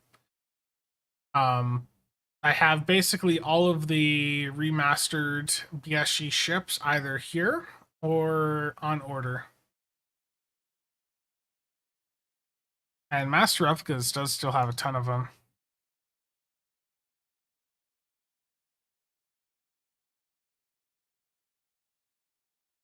Master Replicas has a lot of the BSG ships right now. Yeah, for me, I have the Pegasus, the Valkyrie. I have the Starbuck Viper on order. Got this. Got the Base Star. I don't have any of the original series BSG stuff. Got the Colonial one. Got the Blackbirds. Do not have the Hot Dog. I didn't think it was worth the money. The Viper, Blood and Chrome's on order. I've got the Osiris. Don't have the Land Ram thing there. Don't have Scar. Don't have this. We've got the Cylon Raider on order. I got that. Yeah, basically just most of the modern BSG stuff is what I have.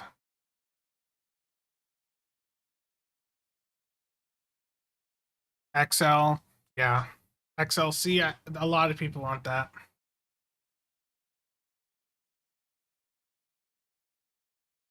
Yeah, the prices for these is usually a bit rough with the base cost, but there are some promotions run every now and then that make it a bit cheaper.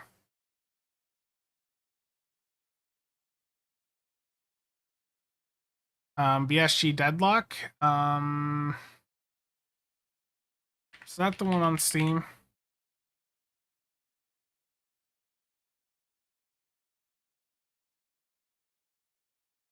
Apparently Steam has an update to do. Greg, how's it going? Amigos, going? This, yes, there you go. There you go. You happy, Steam?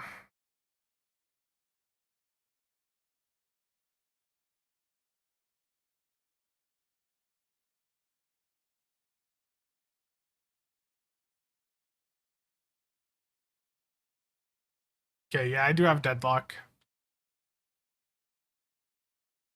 Yeah, I've played it for a few hours. I don't have all the DLC for it, but I have played it a little bit. Yeah, the Disco D7 has all around good stuff. Or are you talking about a different ship, aren't you, Chadwick?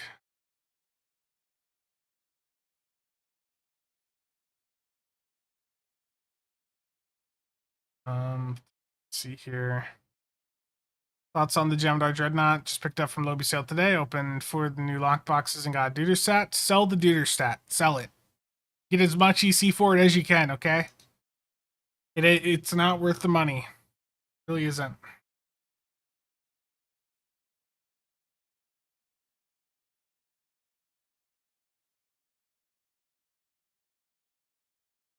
The Iwani, yeah. The Iwani's just all around a good... It's got a good trait, console, and the pets on it, like I said before, are pretty meta-changing. The thing, again, with the Type 7s, for those that missed it, is the Type 7 pets off the Iwani, they bring in so much debuff that they basically... They devalue other hanger pets because these bring in so much debuff that they boost your build up so much that you're going to get a larger boost running these things than you typically will trying to run and boost up, the other pets that people try to run. Just very, very effective. And one of the negatives about how effective they are is that they devalue ships that don't have a hangar bay. So from a meta perspective, moving forward, ships that don't have a hangar bay are not going to be viewed as valuably as ships that do.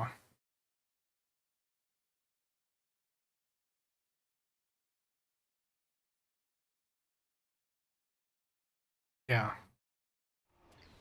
Okay. Let's see if more stuff is sold.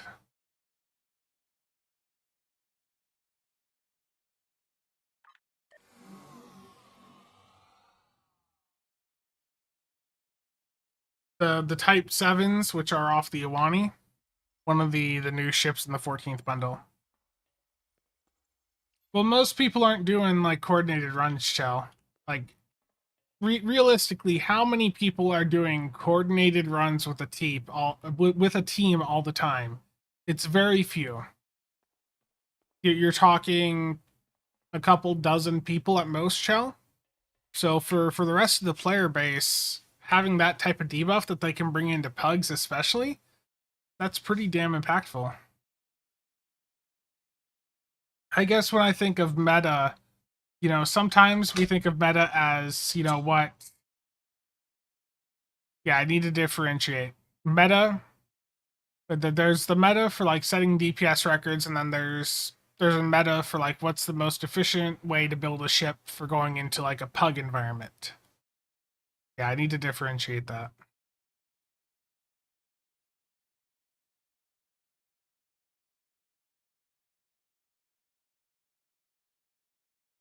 But still, even for like the DPS player, I think if you have a ship that has a hangar bay, that little bit extra debuff, good to have in there. I know you can get to a point where, there's diminishing returns on debuff, but I like debuff, okay? Just give me all of the attack pattern betas on all the targets.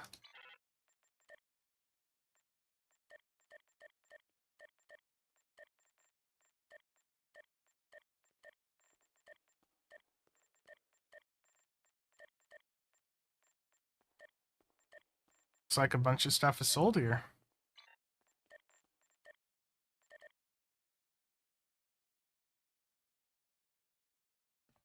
Oh, I miss Rom. I thought a bunch sold, and apparently it's just 6 million. Okay.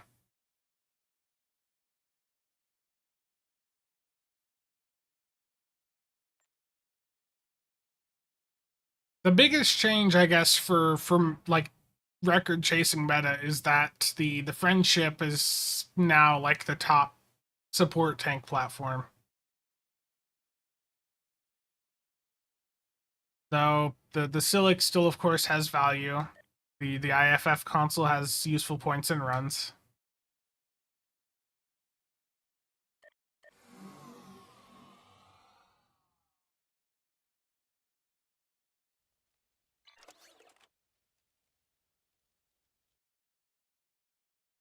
Just takes a while.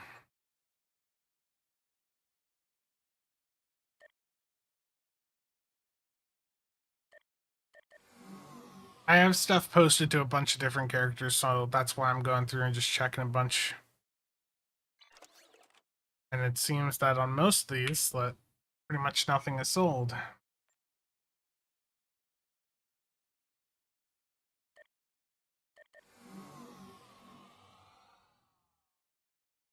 Honestly, Chadwick, I don't remember.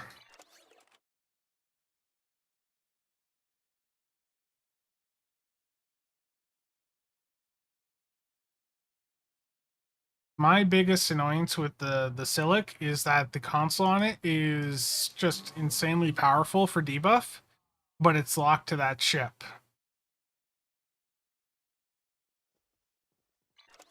If the IFF console was able to be used on any ship, that would be quite crazy.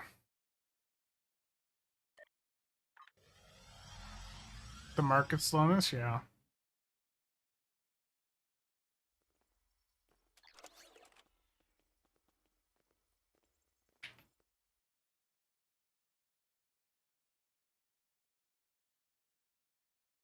It still has usefulness, but yeah, I like that we can mess around with other platforms now.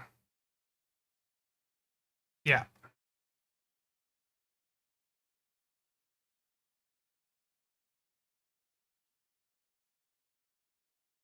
I'm just gonna pick a random character and see what doff stats on it that I can sell.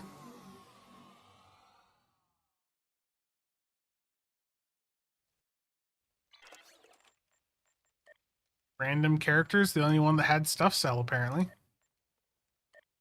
I don't even remember what this stuff is, but I'll take it.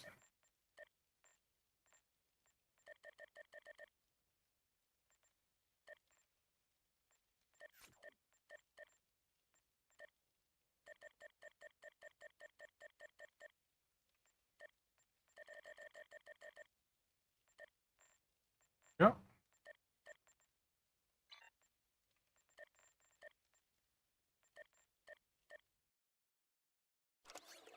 It's nice to just log into a random character and see that it's got, you know, like 67 mil worth of stuff that's sold. I like that. Okay, what do I have here, though, that I can actually sell?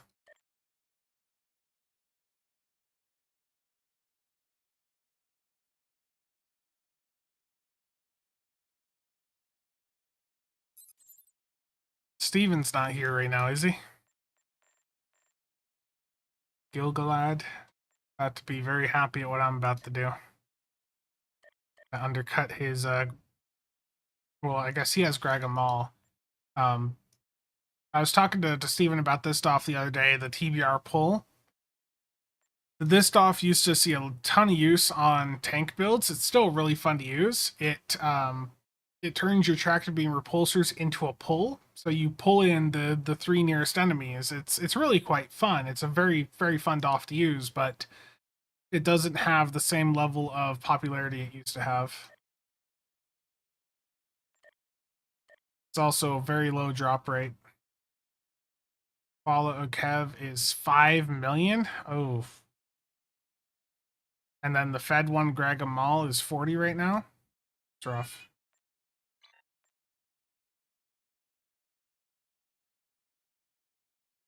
How high can the debuff stack up with the Type 7s? Yeah, pretty high.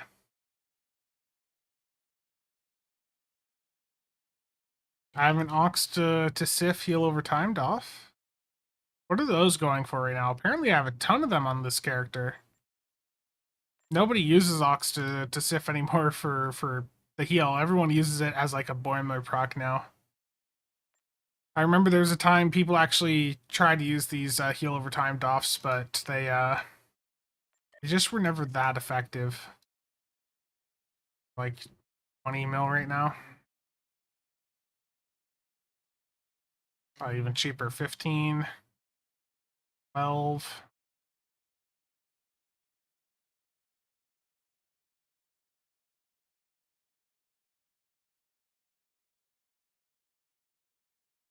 Yeah, just keep in mind with resistances, positive and negative, including debuffs there, obviously, that there is diminishing returns.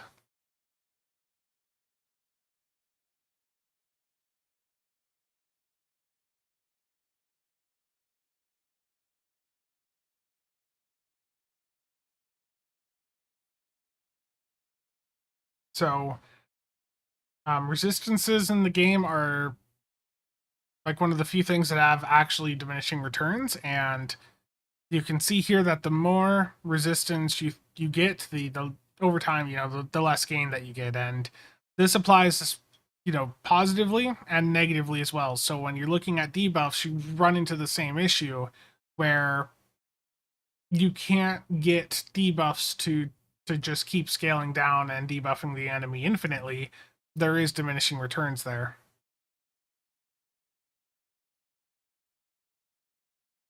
They have formula mentioned here, but they don't have a graph here for that.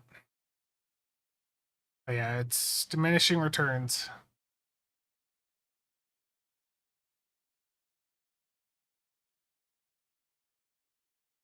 A Watcher? What are Watchers at right now?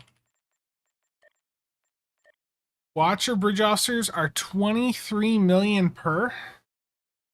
Wow.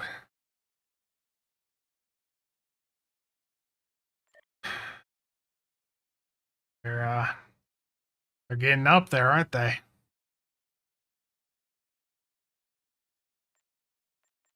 They're getting up there. I just out of curiosity, I want to see something quick. So 23 times, like that. Let's get them up a bit higher.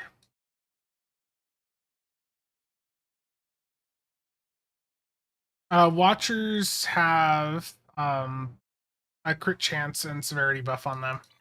So I don't remember what character I have some on. It might. Do I have them on casual?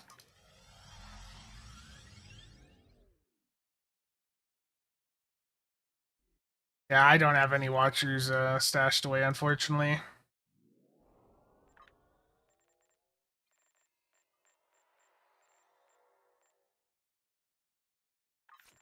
I do have a Watcher here. How many Watchers do I have? Attack. I have Science. 2 Science. And I already have an Engineer one? I was worried that I was going to have to like get a set of these on casual, but it turns out I already have a set of Watchers on this character, and I completely forgot about it.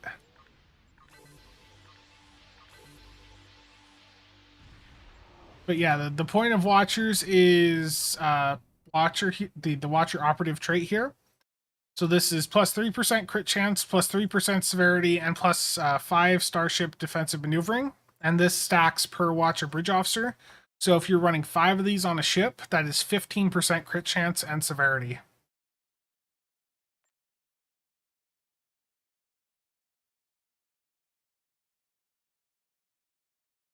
Thank you, Joe.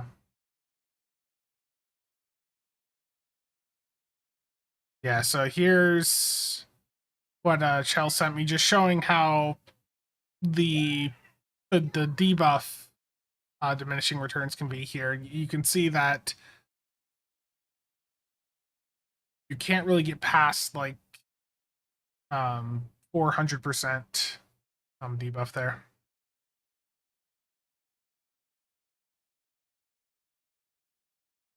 And as for why debuff is important, well, this is basically just a multiplier on the damage that you do to the target. So if your enemy's at 0 resistance, you have no debuff on them, and you do 100 damage, you know, you're doing 100 damage. You get up to 100% debuff on them, now you're doing 200% or 200 damage. You get up to 200, you're doing 300. That is a huge damage buff there. Jeff Jill, how's it going? Thank you for the follow. Yeah, the crit chance is larger than what you would get from the SROs, but the SROs have more severity. So if you're at a point on your build where you're at the crit chance cap, which on my Romulan here I typically am, then the SROs are still better because that's severity that they offer, but there is benefits to both. Casually almost quadrupling damage with 4 bays of type 7? Indeed. All the debuff.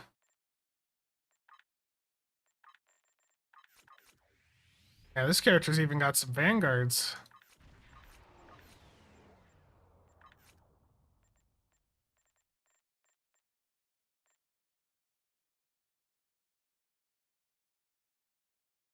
And yeah, the Watchers turn into cats on ground, and the negative about that is that you can't change their costume because of it. I went over this when Watchers first came out, but yeah, for most people, a full set of Watchers is going to be better. But you know, on a very high-end build, the Romulans still have an advantage, and you know, it's also a matter of what the cost is. Like, if you're on a non-Romulan character, you can always get SROs for that fixed cost from the embassy. But if you want Watch or Bridge officers, you know, it might sometimes they might be cheaper to get, sometimes they'll be more expensive. Right now, I think they're pretty similar in value for what the cost for both of them is when you break the numbers down. But Watchers are going to keep going up over time. The gem vanguards are really good on builds where you're explicitly just getting the weapon damage, or where most of your damage is from weapons. But as soon as you have non-weapon damage on your build, the vanguards start to lose value. But yeah, these Watcher Bridge officers are really cool. I don't have any of them in the bank. Yeah, see, there's none of them in the bank. None of them.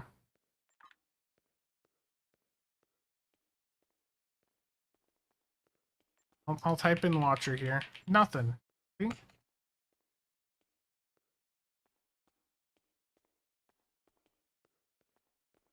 Nick had like a full stack of them that he sold off.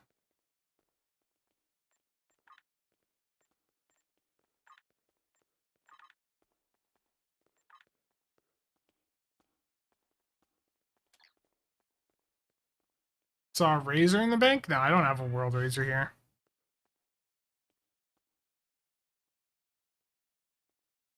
Finally got my own Gorn Hunter. Man, is a yeah, it is. It's rough. The spinning mechanic sucks. Yeah. I have a Suliban cell ship box here, but that is the only ship box that I have. Yeah, I haven't been opening as many lock boxes recently, which is unfortunate.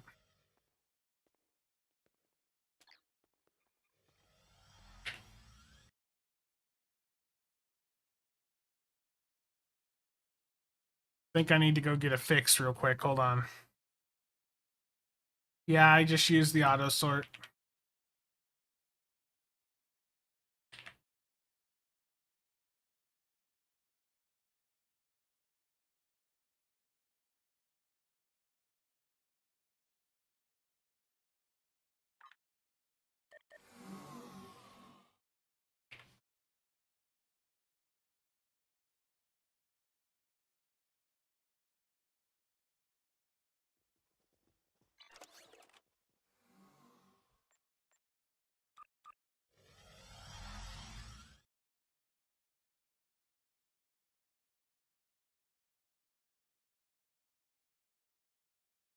I'm gonna copy a character over to Tribble here.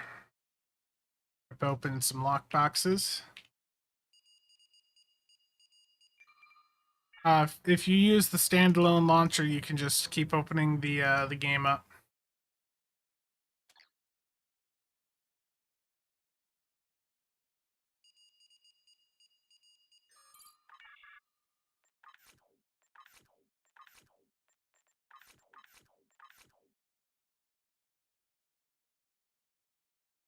Let's do a couple hundred keys here. See how it goes.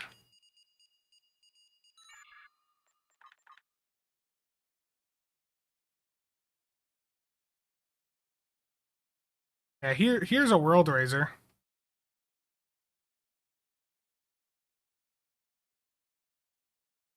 It depends on the situation. If you're at the crit chance cap, then Romulan operatives gain value because of the extra severity. If you're not at the crit chance cap, then watchers are going to be more interesting. Yeah, here's a world raiser.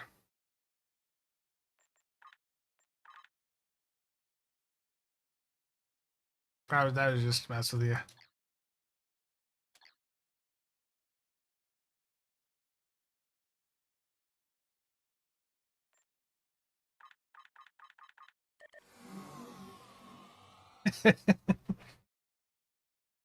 Now, live is up in the background. I'm on Tribble.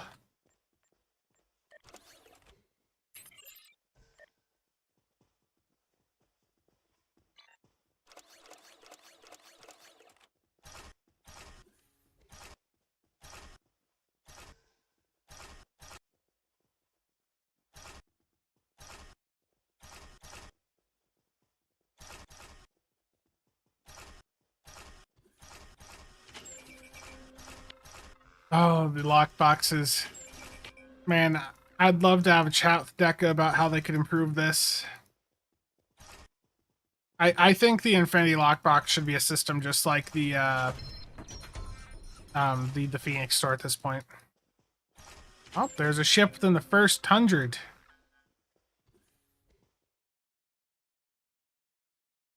Now it's time to see if that is a one-off or if this character is close to the pity point.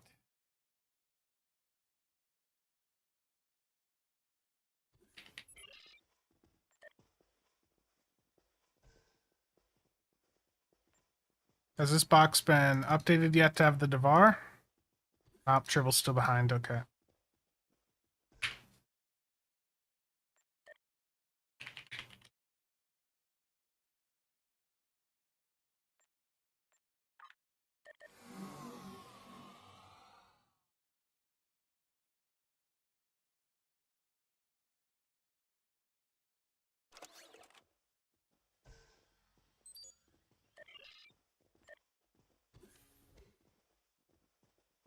Yeah, I know. I just want to see how far from the pity point I am on this character. So I got a ship, I think like 89 boxes in there on that one. So if I can get something similar here, that would tell me that I'm close to the pity point.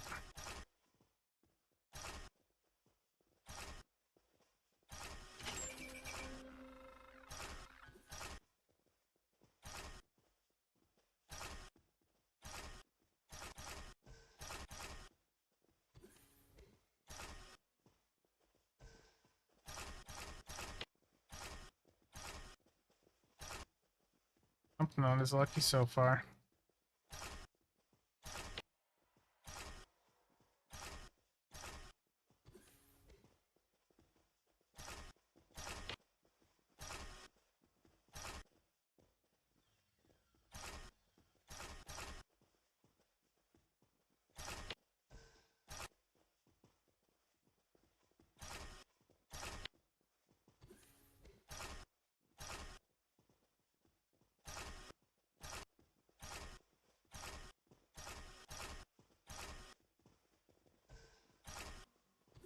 I'm not close to the pity point.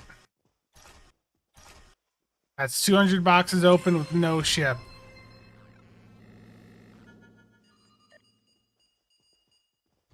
Didn't even give me a good Borgdorf.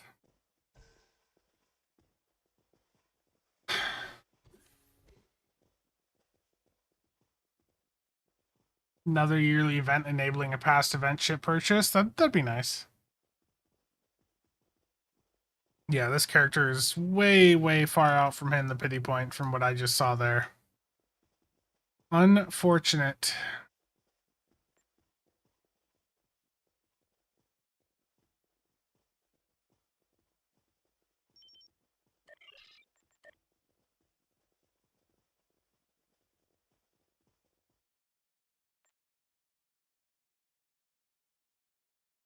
I don't know what character then would be close. I'm just going to grab a random numbered... Let me see. My character... I want to just see if any of my numbered characters have a bunch of just random lockbox crap on them. I haven't been on this one in ages. Let's see.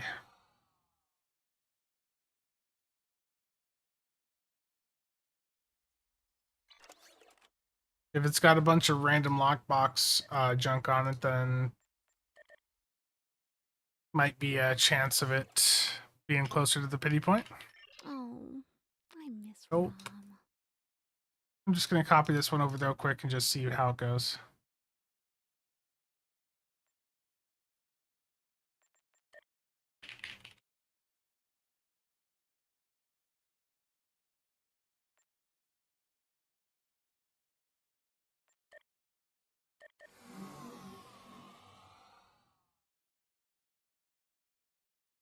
Tribble.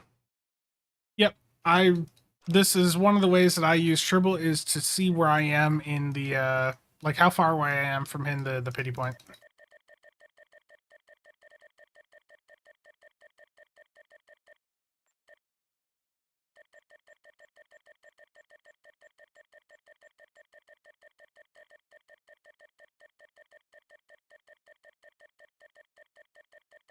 Tactical gambling. Yep. I mean, the way that their system is set up is just so toxic. I'm gonna try to find, ways to get the most out of it.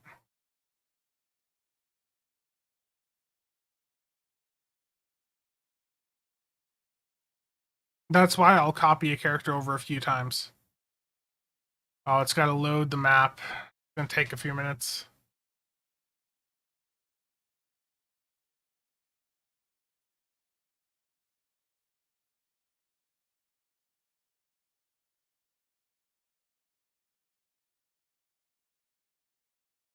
The strike trait, yeah, you'd want to use the strike trait on a build that's using multiple weapon types. So yeah, surgical strikes would be good for it.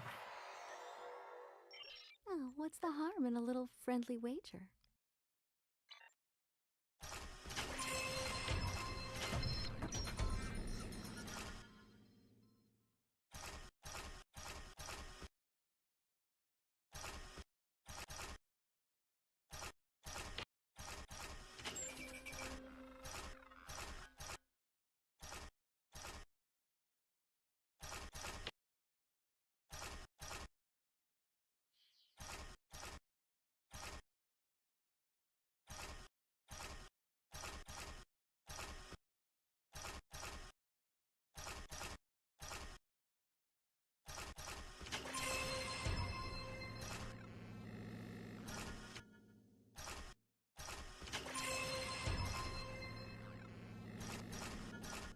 Yeah, this character is nowhere close.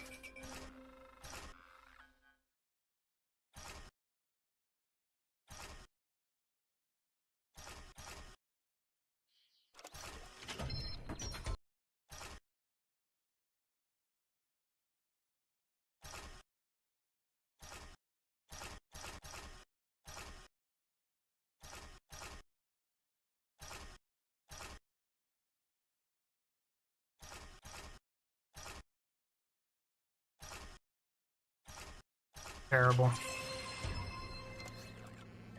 Yeah, that character is nowhere close. Okay. I don't think I have any characters close to the pity point right now.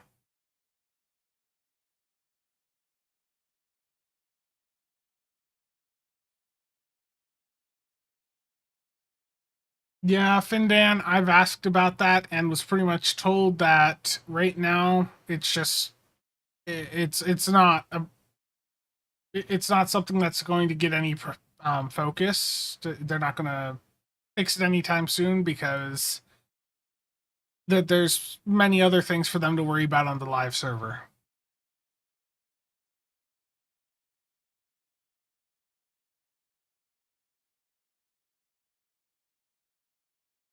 Yeah, I think in general the Infinity Lockbox needs to be set up um similar to how the Phoenix system is. Just move everything over there and create like a conversion shop. So if you have some of the Infinity stuff on you now, you could break it down into those tokens. I don't know. I have so much Infinity stuff on characters. Like if I look at SOB here, there's two issues that I have with the Infinity choice packs right now. The first is that they're not sellable, so you can't just directly sell or trade the choice packs. But the other issue is that they only stack up to 20.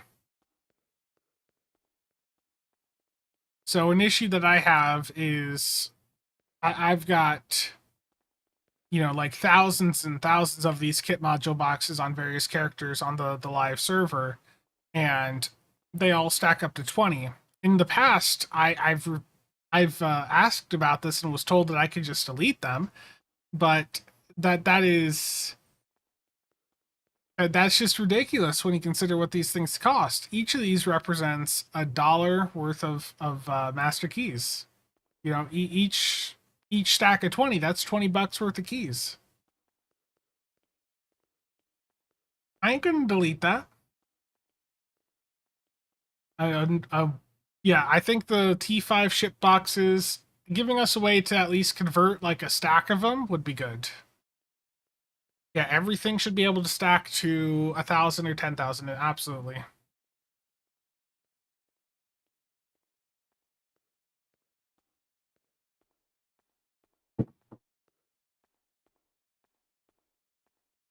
Yeah, make it work like the Phoenix system and make the drop rate a bit more friendly. Or at least add in like a guaranteed pity so that after like 250 boxes, you're guaranteed a grand prize no matter what. Like what they do in Neverwinter. I think I need to try and get some EC here.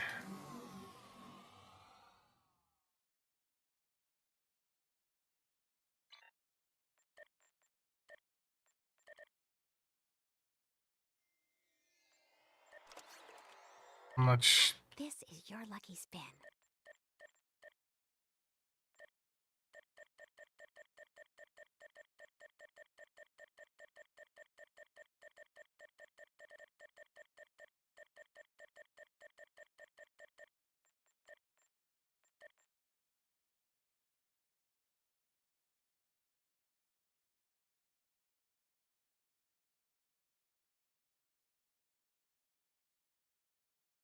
I have a lot of not great duty officers here.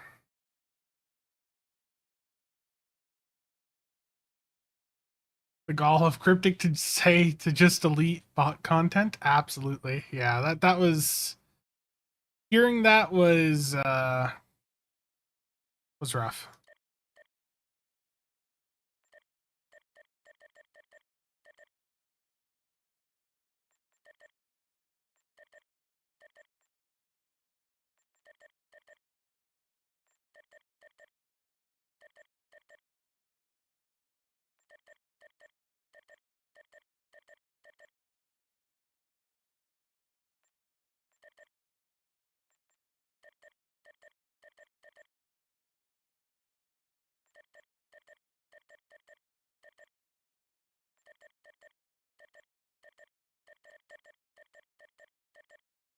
Need to clear Dolphs out so I can open some Dolph packs, try to get some EC.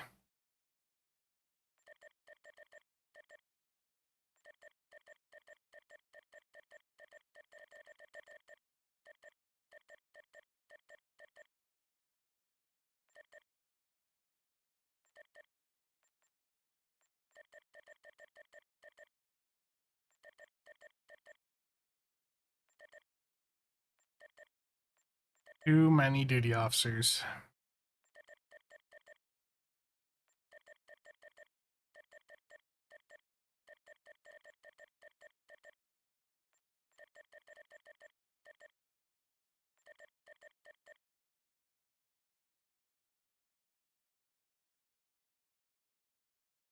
How much are cat pets worth? I don't know honestly right now. There's some of them that are worth like 30 mil. You know, I had a number one pit bull sell the other day for 150. There's none up on the market right now, but I went over and I should pull Treble back up and do that. I want to open up some more of the pit bull boxes, and we're gonna find out what the drop rate is on the number one pit bulls. Is that something you can make EC off of? Like I've sold 2 of them now for like 100 mil plus. Sorry, I seem to have missed a few things in chat. Yeah, I agree. Shared crafting inventory.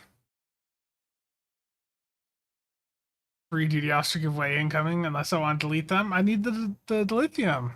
Yeah, contraband, you buy it off the exchange or you do marauding on KDF characters, yeah.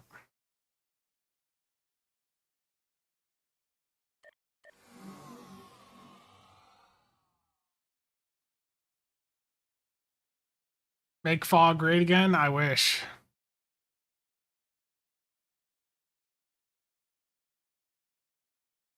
Yeah. I'm not happy with how some things have went with the game. Lady of the house. Okay, I'm gonna copy that market manipulator character back over just because its inventory had a bit of room in it. Actually, this one might.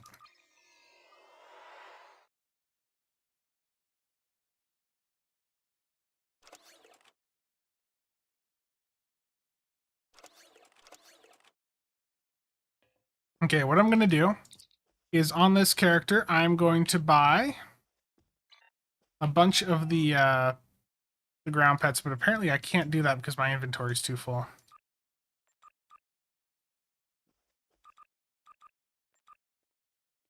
I have to clear out inventory before I can do anything.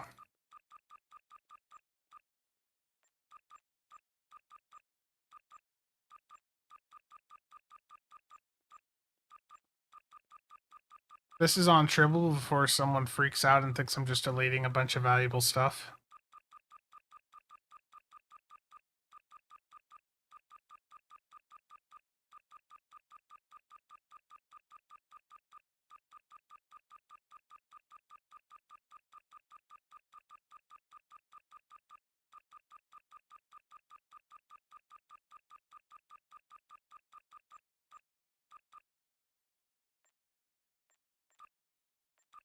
Okay.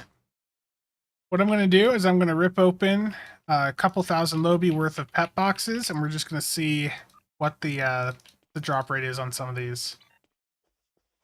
Okay, so Vandy Pets. Let's do a bunch of random pit bulls here. How many of these boxes should I do? Should I do 100?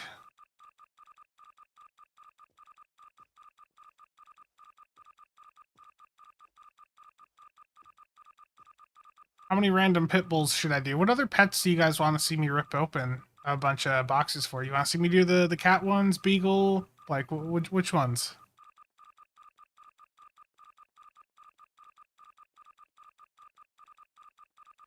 The cat ones? Okay.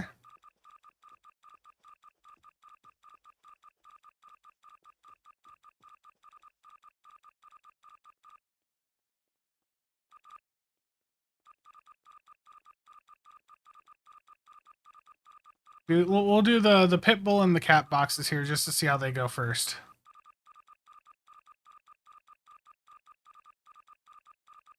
The reason I'm doing this is because, again, I've sold a couple of these number one pit bulls for a bit recently, and I sort of am curious to see what the drop rate is on them.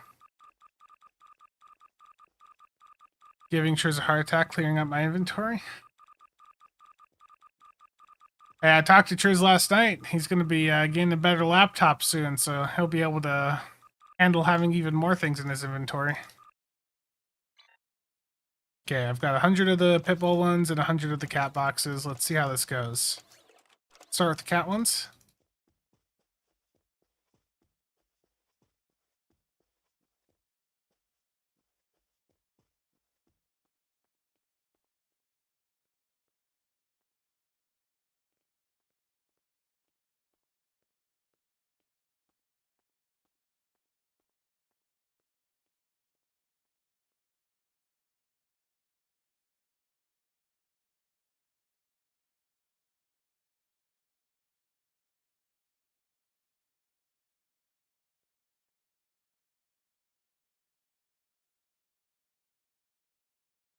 I mean, I got a lot of the purple ones out of that.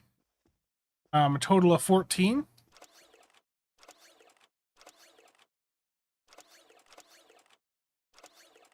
I mean, there was a lot of uncommons too, but I don't know how many of these there are, but that seems like a decent drop rate for them.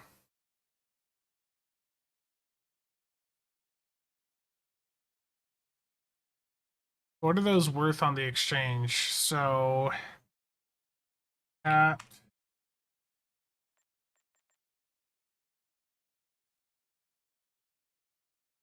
uncommons are basically 5 to 10 mil a piece. The rares 15, 40 for a black cat. Black and white's 50. For the very rares, 30 for the Calico, Simi's 33. The Russian blue cat's 150. Jeez. If those actually sell at those prices, you could probably make a decent bit out of that, but those are expensive. That's 30 Lobby a box. So I mean, I don't know. I don't know if that's quite enough. Okay, let's do the pit bulls now. Again, the number one pit bulls are the ones that I've been selling for like 100 mil recently.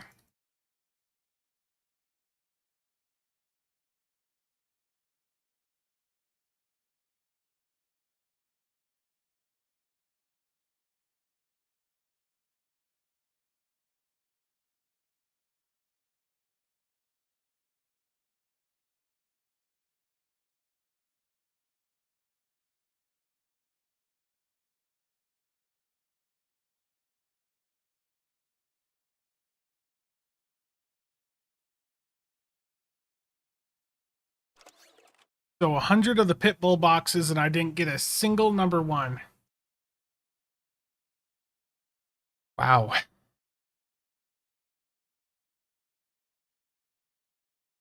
The pit bulls are just some. There you go. That's what it looks like. It's a dog that'll follow you around. It's non-combat.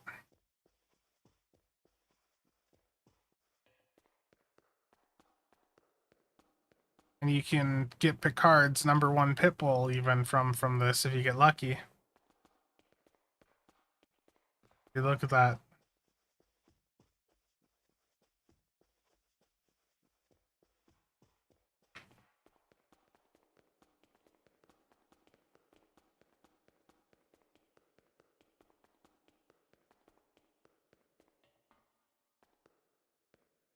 Got some interesting animations.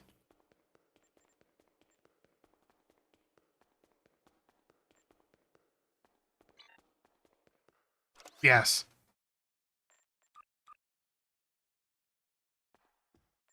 I can't believe I didn't get a single one out of that though. Out of 100, there was none of the number ones. That's rough.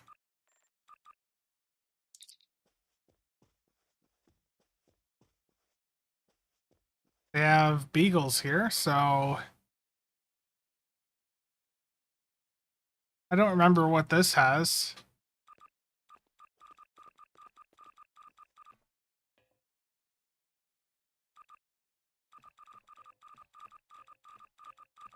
That running animation is a thing of nightmares. Just do 2 stacks of these and see what I get. So this is 40. Again, each of these cost 30 Lobby a piece.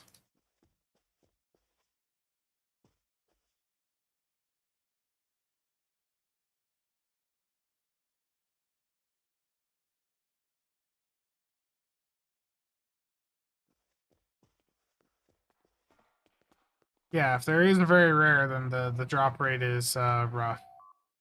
Let's see, is there a beagle? There is. Porthos is 175 mil.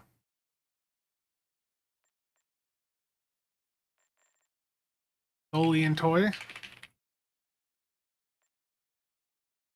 I don't remember where those are from. Are those another Lobby pet?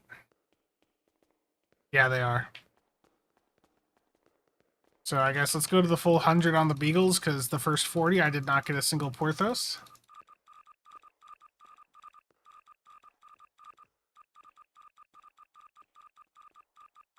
Free giveaway a while back.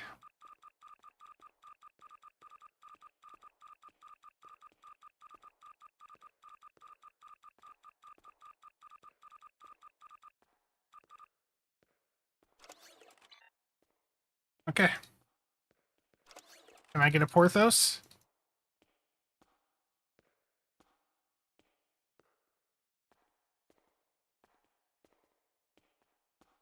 I got a Porthos about 65 in.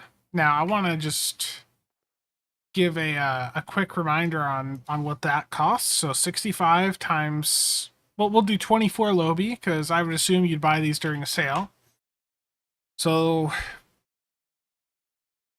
Porthos is up on the exchange for 175 million, yet it took more Lobi than what 2 Lobi ships cost.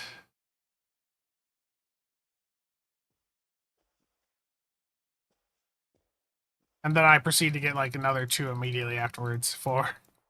Okay, so the drop rate, all in all, I got 4 of them out of 100 boxes, so that does make that a bit cheaper. Let's see, 24 times 25, 600 Lobi. That's a bit more in line with where its price actually is. The Pitbull boxes are from the Lobi store. I got the pet right here. I open that window. Yeah, here's Porthos. Yeah, you see, you get Porthos there. 175 million. You know you want it. AP. Literally just those 2 letters. AP. Yeah, just, those are the ice bags you want for AP.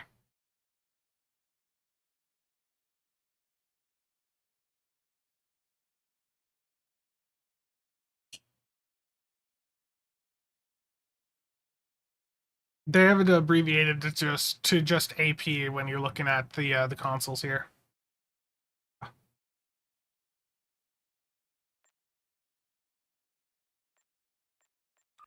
Yeah, but I mean, overall, the summary of this little experiment is that the drop rates on these pets is not great.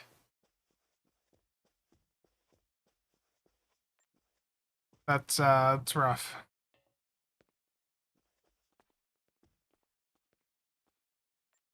Okay, let's open some DOF packs or something on PC, try to get some EC.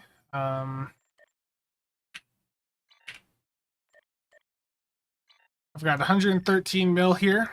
Can I turn this into something better?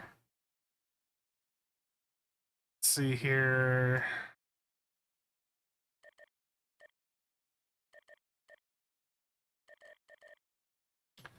I'm gonna open Fleet Support and Romulan DOF packs today. Whichever are cheapest. I'm gonna skip the reinforcements for right now. The reason I'm focusing Fleet Support and Romulan is because Romulan has Suliban cell ships. Fleet Support has fleet ship modules. Reinforcements have a chance to get a Toughly, but the Toughly just isn't worth as much right now. Everyone wants that Suliban cell ship, you know? That nice interior it has.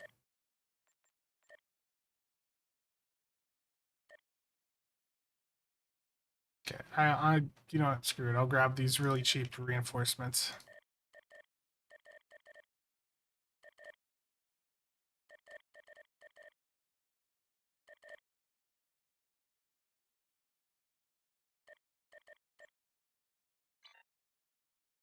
Okay.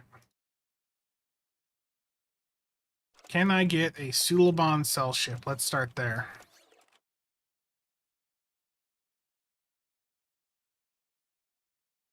The answer is no.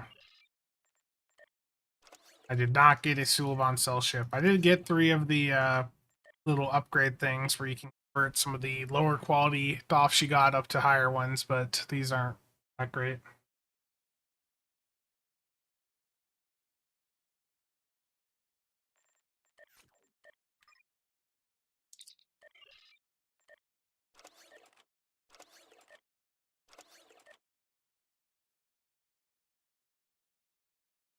Yeah.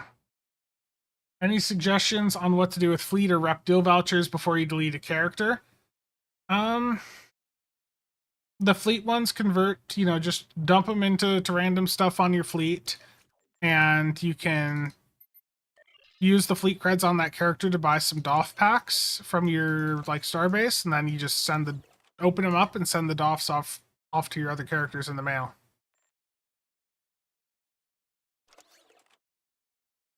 So I did not get any Suliban cell ship, unfortunately.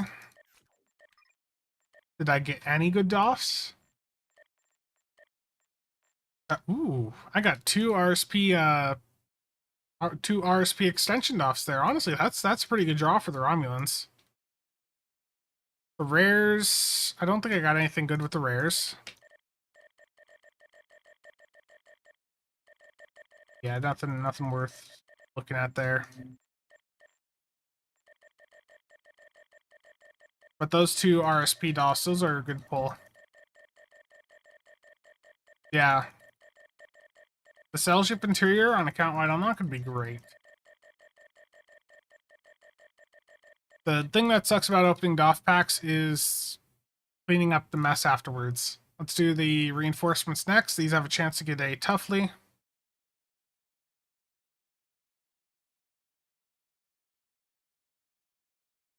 Which I did not get. Let me clear out the uncommon and common DOFs.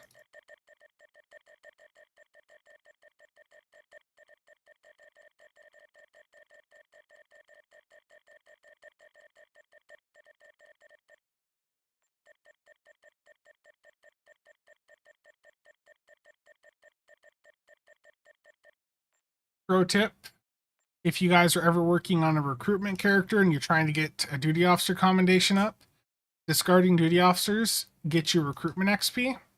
So if you're ripping open DOF packs and want to just discard the commons, uncommons, and rares, this is a good way to go. Okay, did I get anything here? Nope.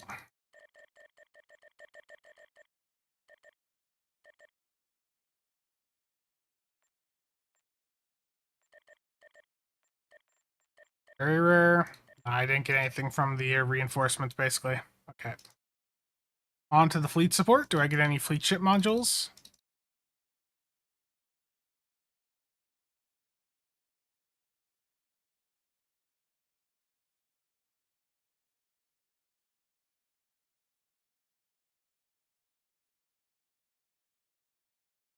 Damn.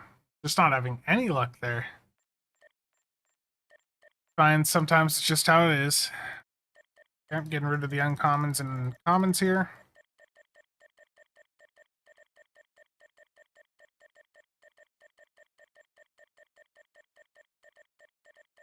I guess I can check too. Is there anything in my fleet that needs these?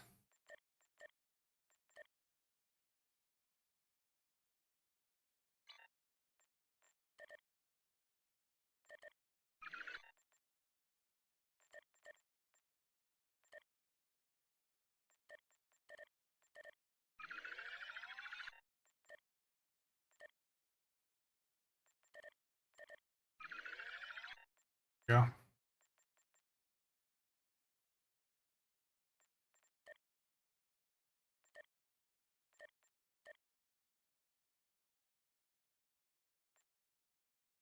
Everyone just needs to lithium.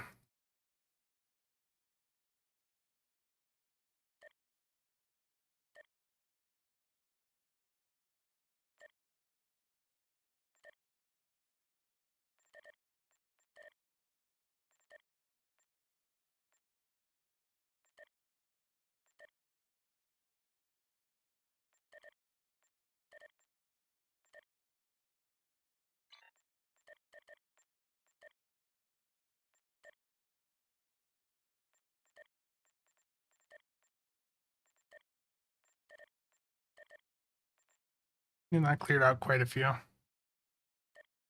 I need something that needs engineering DOFs, though. There we go. Perfect.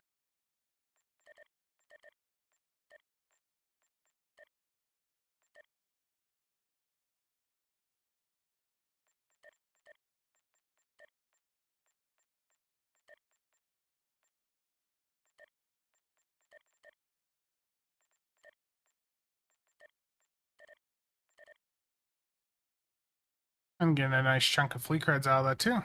Okay. For the rest, let's just discard.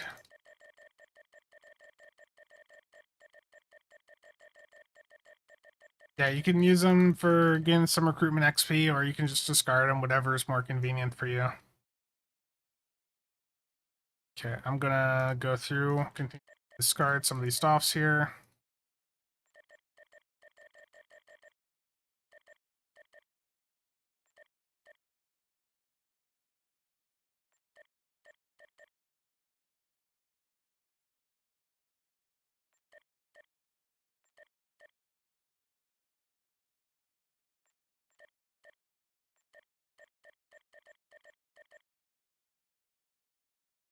Not a ton of good stuff here so far.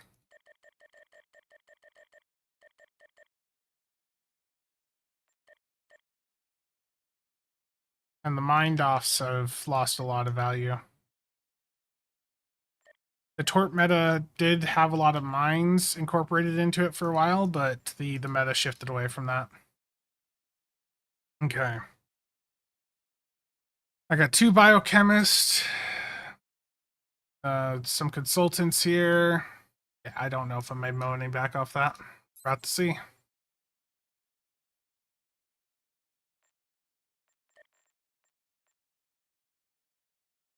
So let's start off with the projectile weapon officers. Set this KDF only. Yeah, the mine DOS are like 9 mil now, so I'm just going to toss these up for 7.5 per.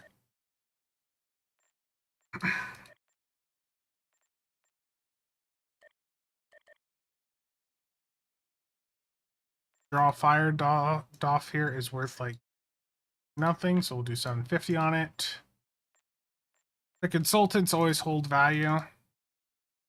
Yeah, right now, like 50 mil pop for the very rares. Yep. Yeah, you can, the DOFs that you get from the DOF packs at your fleet starbase and colony, you can send those off to other characters. Okay, these I'm going to put up for 25 mil per, because these usually just end up bouncing back.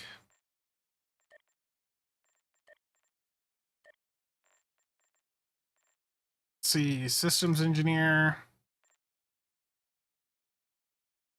Chance for viral matrix to spread to other targets. I don't know how many people use it anymore.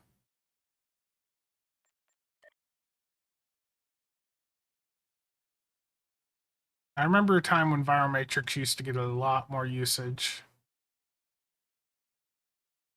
Nowadays, the gameplay is just too fast. You just don't care about shutting off all their subsystems. 10 mil. I should set this. What is the KDF one's worth? 11 mil.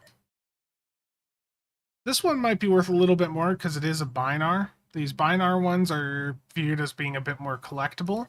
So some people will pay a premium for them. So see what happens there.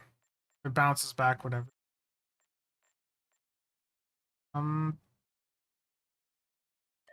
Operations, flight deck officer.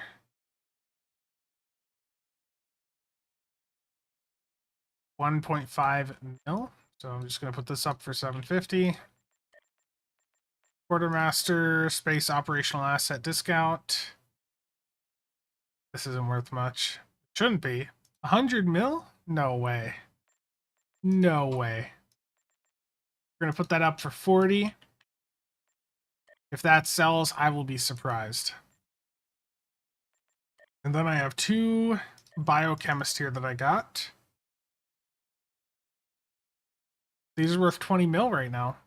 These are really good to have. The biochemist officer, they're good for getting your like hypos and all that back up a bit faster. Or if you're like chaining multiple batteries together.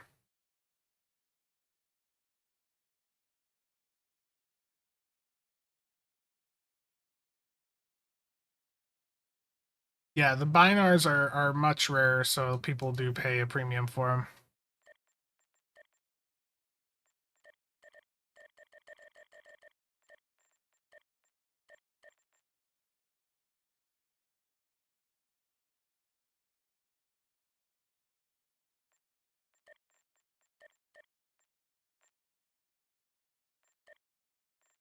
$39 here. What's this worth?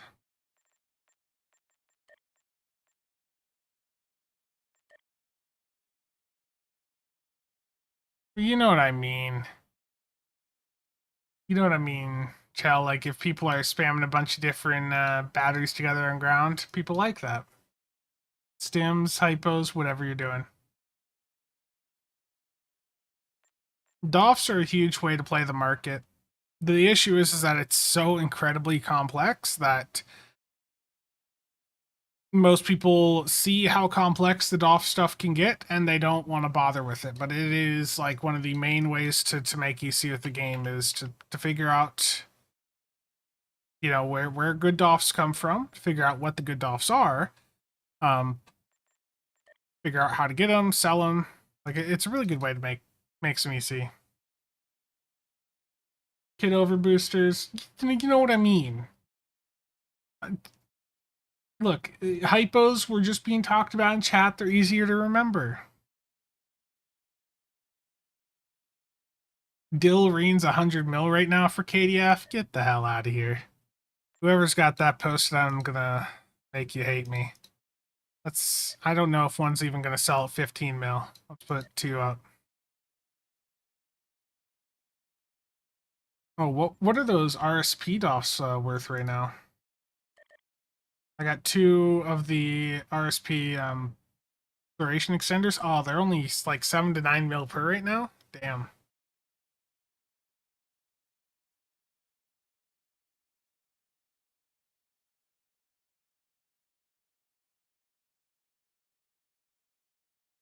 Yeah, the doffing system, you can make a lot of EC off the doffing system. I have a 21 here. What is 21 worth right now? 99. What's 22 worth?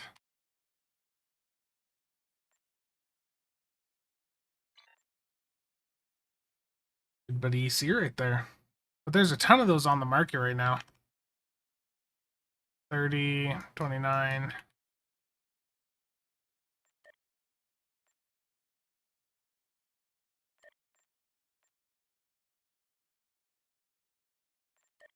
I have some projectile weapon crit offs on this character also. I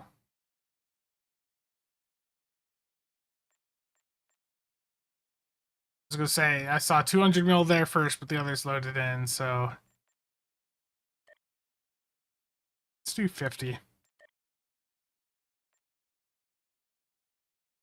Yeah, DOFs, like I've said, DOFs are a great way to make EC.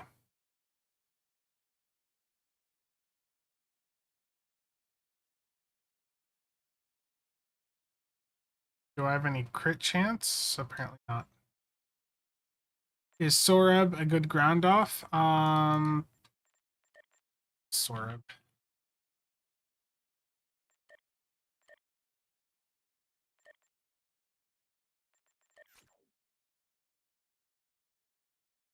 I don't remember that off. Oh, is that? It's not on the exchange at all. It's one you get from a mission or something. I honestly don't remember.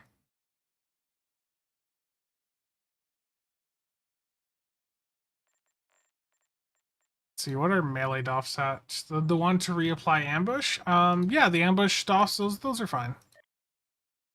Some people really like those.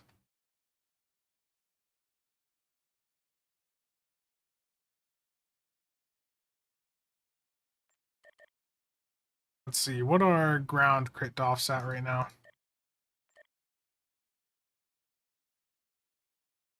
30 mil. The severity ones were 50. I'll put one up for right there.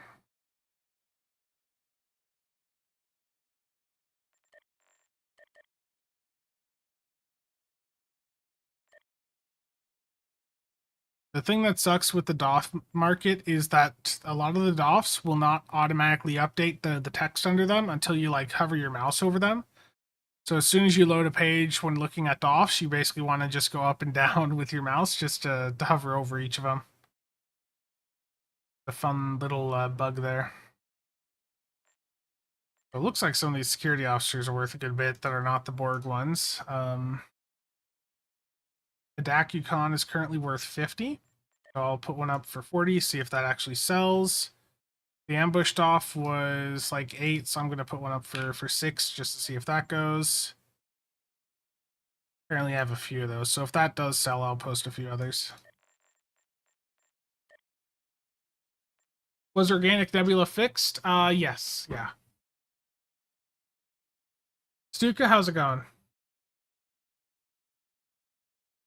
One day Latinum will be worth something and people will dig out their soul knocked off? Yeah. You popped a 2447? 24 is a great DOF. 24 is legitimately great. 27 gets a lot of focus, but there are some other really good Borg DOFs out there. Like 26, I think, is a bit underrated right now. 26 to 47.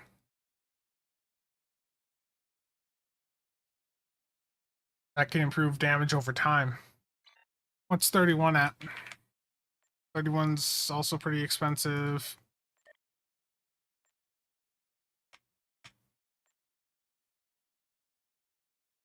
Shades, how's it going? 32. It's expensive too.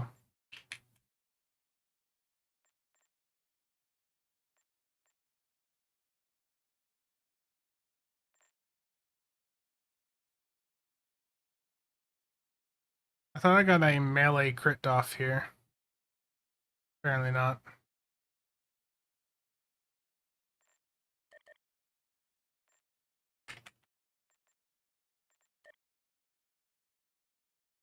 Console is still bugged. Would not surprise me.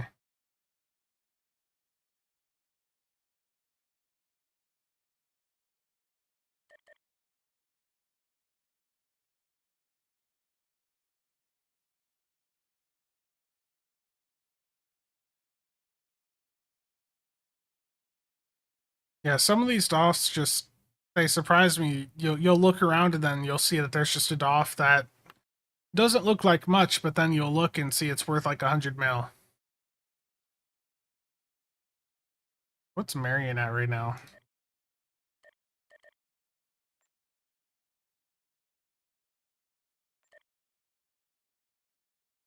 $16 mil for Marion, basically. Because the Launt is the exact same DOF, just a different secondary perk on it. Speaking of bugs, I'm getting a lot of server time between zones. Yeah, the servers are not super great right now.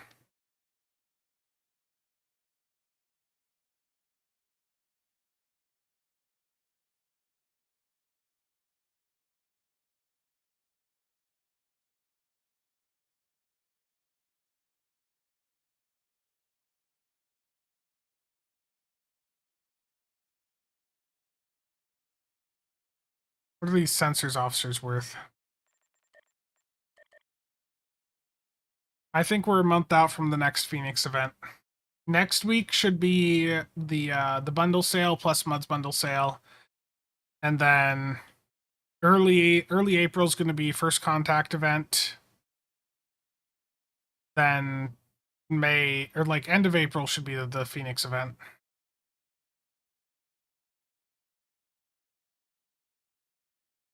$9 mil for this DOF. I don't know if it's actually going to sell, but I'll post one up for 5, just see if it goes.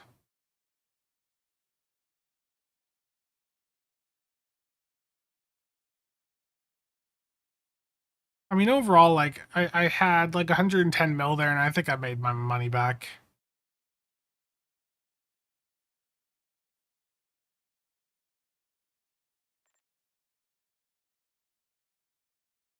Yeah, playing the DOF market, it's complicated. It can get very boring, but it is just such a strong way to make EC.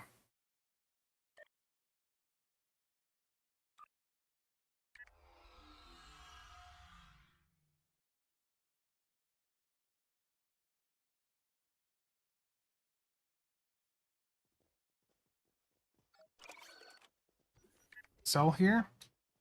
Something sold for 70K. Terrible.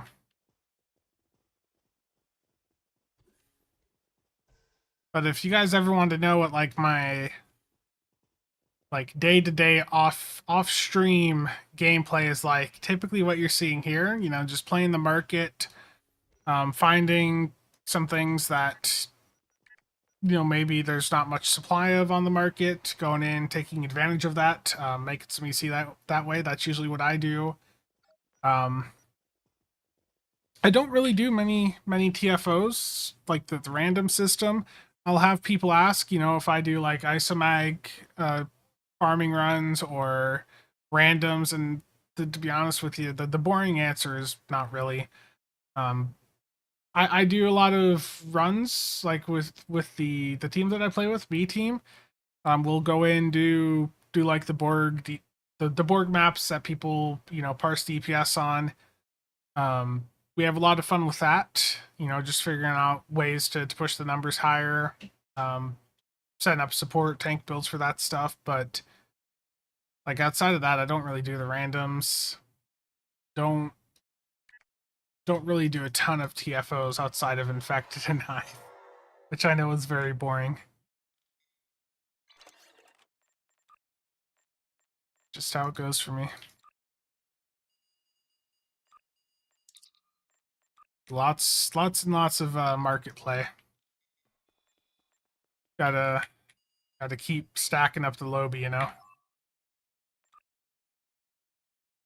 Speaking of which, I don't know if I need to pick anything up with the lobby sale.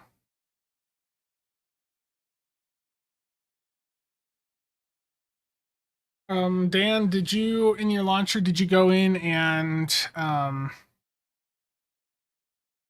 do the dash no auto rotate logs in the command line?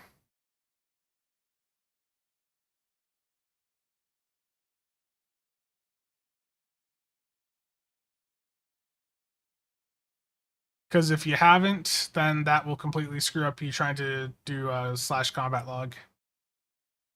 Yeah, you have to do a /no auto, or the dash no auto rotate logs. Yeah, if you don't have that in your launcher and the options there, you're gonna screw yourself over. Dan, basically, while you're doing your definitely not AFK as your Nebula, you could do Admiralty. Yeah, Dan, if you don't do that, it creates a new combat log file every hour on the top of the hour. So doing that should pretty much immediately fix it. It won't retroactively fix the older combat logs, but it will fix it moving forward.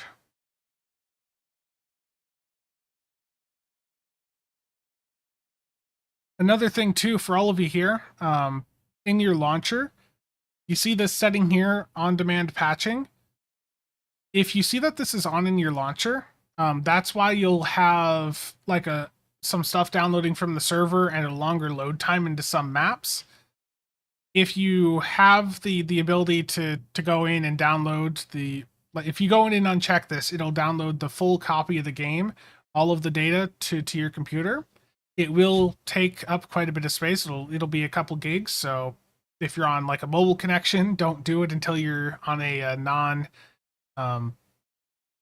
on a connection where you don't have to worry about using all that bandwidth up. But you know, go in and uncheck that when able, download the full game, and you'll have less load time between some maps. There'll still be load time, but it won't be as bad.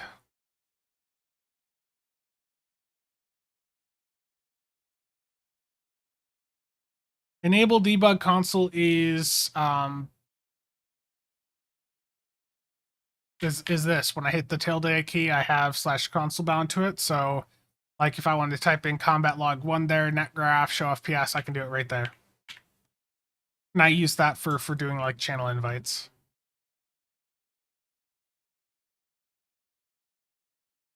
Audio Solo, thank you for the follow.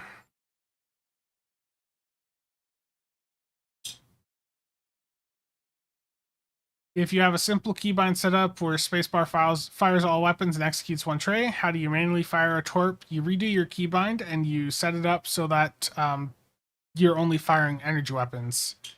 And personally, I would recommend not having your fire all weapons on your spam bar. I personally like to have that on a secondary key. You can do it on your primary key if you want, but you'll see that you spamming your fire all weapons can be a negative. We'll see the next Delta recruit next month.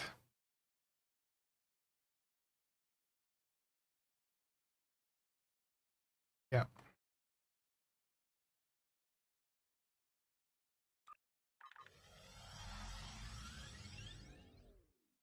Yeah, Delta recruit should be next month.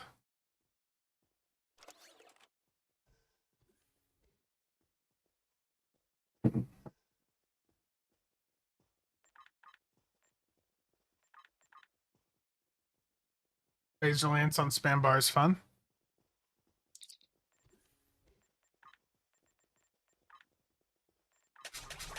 So this is one of the characters I've been working on. For those of you that missed it, I'm working on an engineer and a science character right now.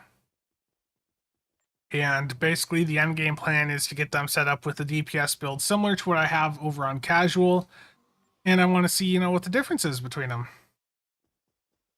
I mean, we can pretty much math that out, but I just, want to get some alt characters worked on, and it's an expensive endeavor, but it's also just to give me a goal to work on throughout the year. So this engineer character doesn't have all the bridge officers set up yet for it. It doesn't have a ton of ships on it yet either, but it'll begin there.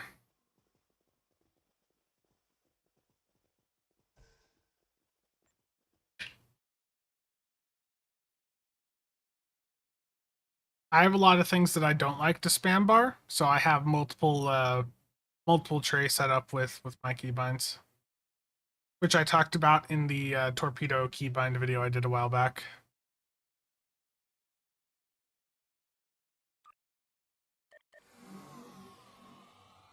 Yeah, it's probably going to be a while out, but I think it'll be an interesting comparison. But the spoiler is there's not really that much of a difference.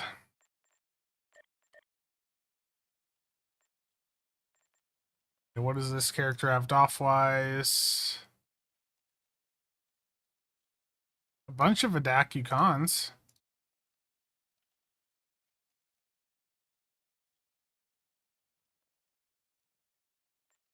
Yeah, a lot of random junk.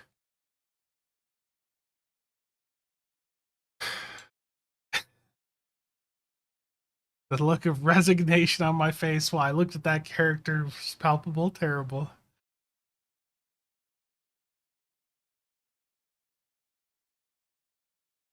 Yeah.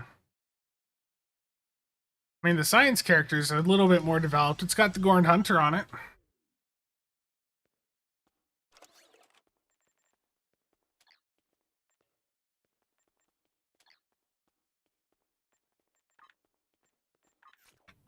It's got the Gorn Hunter on it at least. I haven't bothered to move over another dual heavy cannon yet. I need to. Eric, how's it going?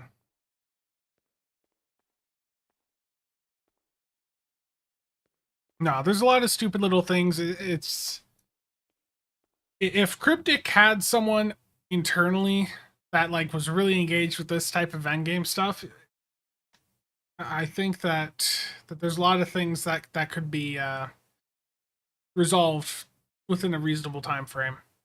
There's a lot of little things that annoy day-to-day players quite a bit that feel like Cryptic just isn't even aware of. Maybe Deco will be a bit more receptive to some of these things, but like the Infinity Lockbox stuff we talked about earlier, the the choice packs not being sellable or tradable. Like, you guys have seen the ship market, how you can't even find some ships nowadays. I've seen people say that the Dalkina, yeah, you can't even get it on the exchange right now. The Friendship, there was none of those up on the market earlier. There's still none.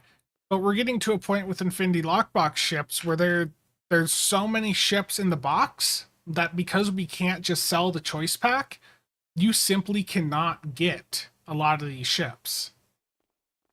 It is not good for Cryptic when ship availability is so bad that the only way people can go in and immediately pick up some ships is by going to a gold seller. That is not a good position for Cryptic to be in, and the fact that they haven't addressed that issue is wild to me.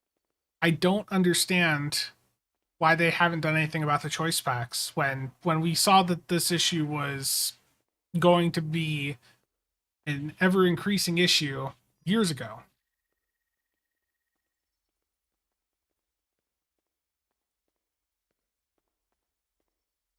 Yeah. Triz character name? Yeah. Triz really enjoys when I message him with this character.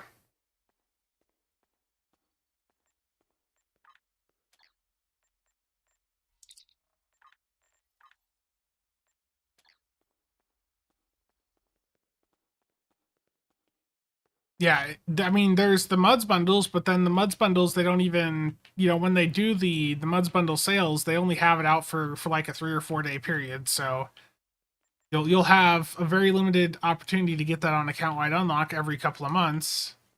Personally, I think all the Muds bundles should be available all the time, and I would like to see them have those Muds bundles sales like on a monthly basis, personally. Oh yeah, the giveaway just ended on the builds Discord. Let's take a look.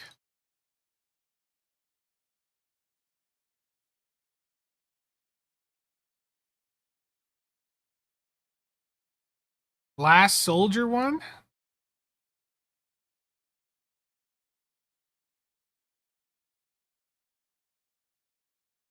Yeah.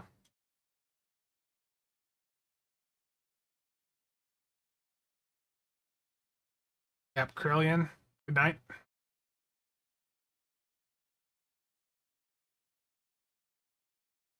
Yeah, Eric indeed. And that's pretty much the issue that STO's had. Spud, next month.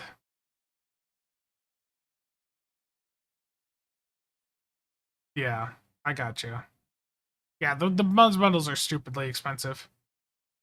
Tinfoil Ninja, what would I choose for a pilot tort build when running Vanguard Specialist? Concentrate Firepower or Suppression Barrage to proc Vanguard? What are you running, if you're doing pilot, what are you running Vanguard Specialist for? Like, I'm assuming you're on an Eagle because that's the meta tort platform right now. Vanguard Specialist, you really don't need it on that build.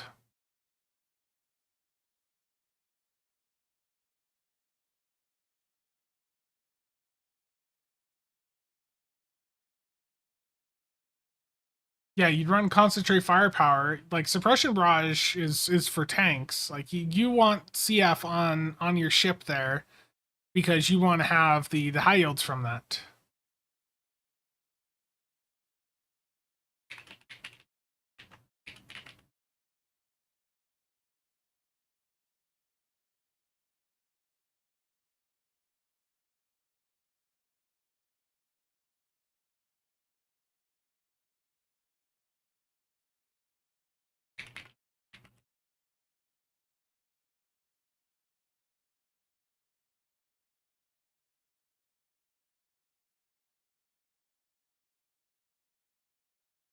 Yeah, so I've been thinking about like what Muds bundles I want to pick up.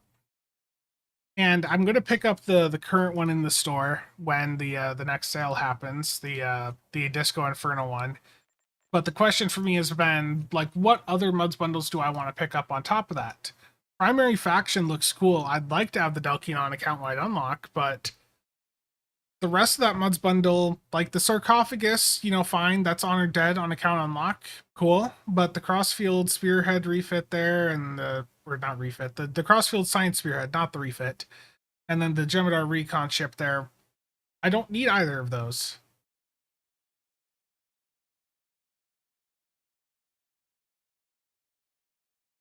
Yeah, then on the Eagle you're running Concentrate Firepower 3, and you don't need Vanguard Specialist.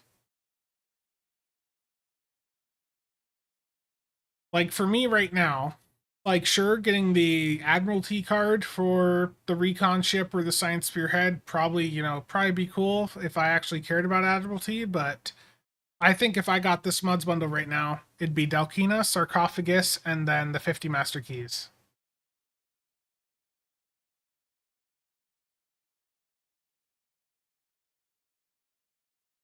I think that would probably be the smartest choice for me.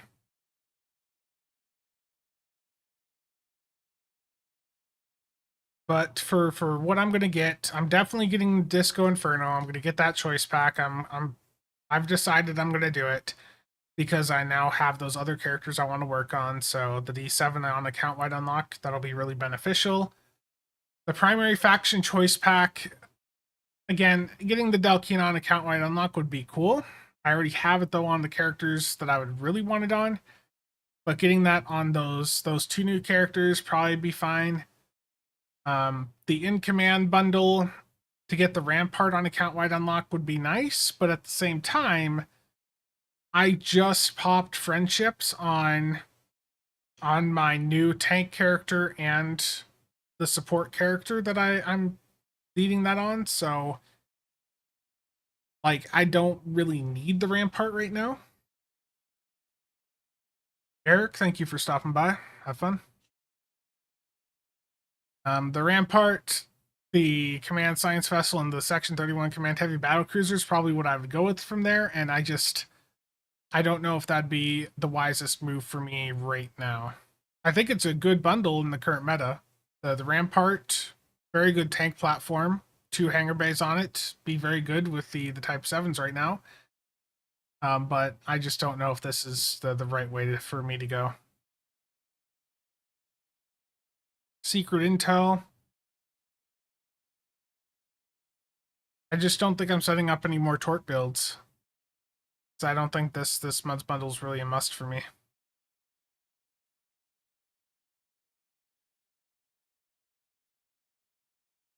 Yeah, I don't know. I think the Cruiserweight choice pack with the Temporal D7, that's lost a lot of value now with the Atlantis being out, because the Atlantis is close enough to that. The Jem'Hadar Light Battle Cruiser from that's a fun ship, but not that great stats-wise. I don't know.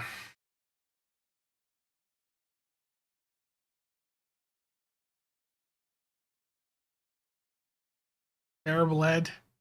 Absolutely terrible. Yeah, I'm thinking Disco Inferno for sure. Primary faction, I'll probably just do it just to get the Delkion account wide unlock and just call it a day. And after that, In Command is the only other one that right now is standing out to me. But again, like I just said, I don't really need the ships from this right now. Terrible Cheops. I need to go and work on some of my other supports.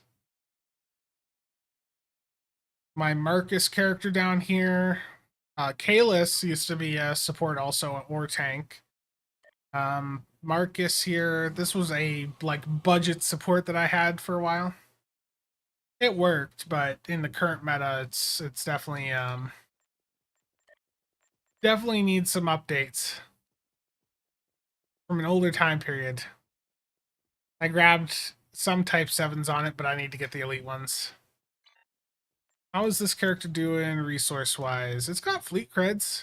Got 1.3 mil. I don't know what from, but it's got it.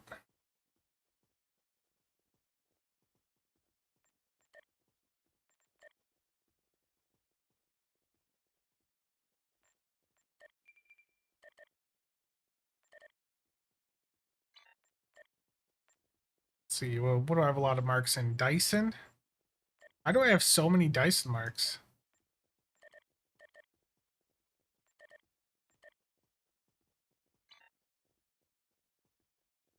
What was my first tier 6 ship? I mean, I got the Delta Ops pack right away. Like when that dropped, I immediately had that pack. So everything in the Delta Operations pack. The scimitar. So this character with the scimitar is set up as a support, but um,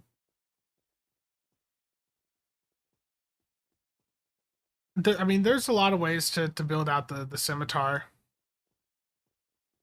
You know, if you look at the builds Discord, I think people probably have people that regularly fly that ship for DPS stuff probably have some builds posted. You could do Thaleron on it, but that is something I would recommend against for most people. But yeah, I'd say take a look at the builds Discord. You'd set basically the thing with the scimitar, it is very flexible, but the thing with ship builds in general, is just take a build you see on another ship and transfer it over to the ship you're flying. Like, there was a comment recently on I think on one of Goss's videos, where someone was unhappy at him for focusing on the accessories and not the ship itself. And the reason for that is because when you're looking at ships, you just like most ships are very similar. You're just transferring the gear between them, converting the BOF layout as needed. You basically just take a build you like and copy it to the ship you're on.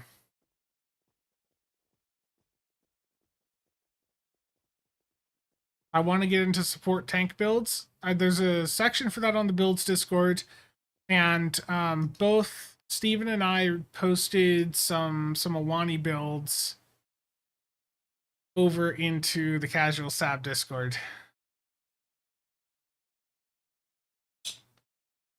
Yeah, Steven has one posted in Build Talk. I posted mine in general chat. Mine's a bit more specialized for a specific situation, but Steven has a variant that you'd probably want to copy for more support situations.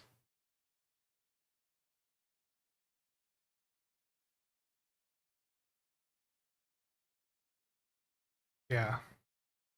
CJ, how's it going? But yeah, the Awani is a really good support platform.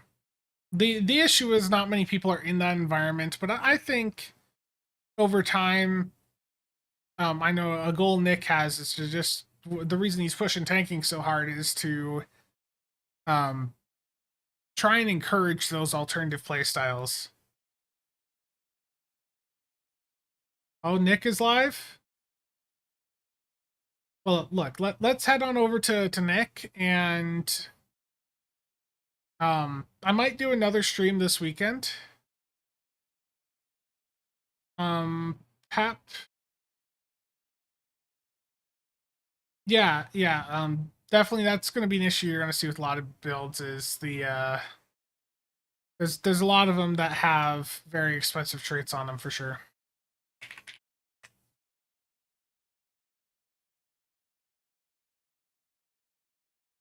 I'm looking to see if there's any scimitar builds just posted over in builds that I can point towards, because I don't actually have any DPS builds on my scimitar right now. There's someone with a beam overload or a surgical strikes one. I would go with CSV personally. That might be a fun one to build out. Pull out the scimitar. Just do a deeps build on it. Might be an idea for a future stream.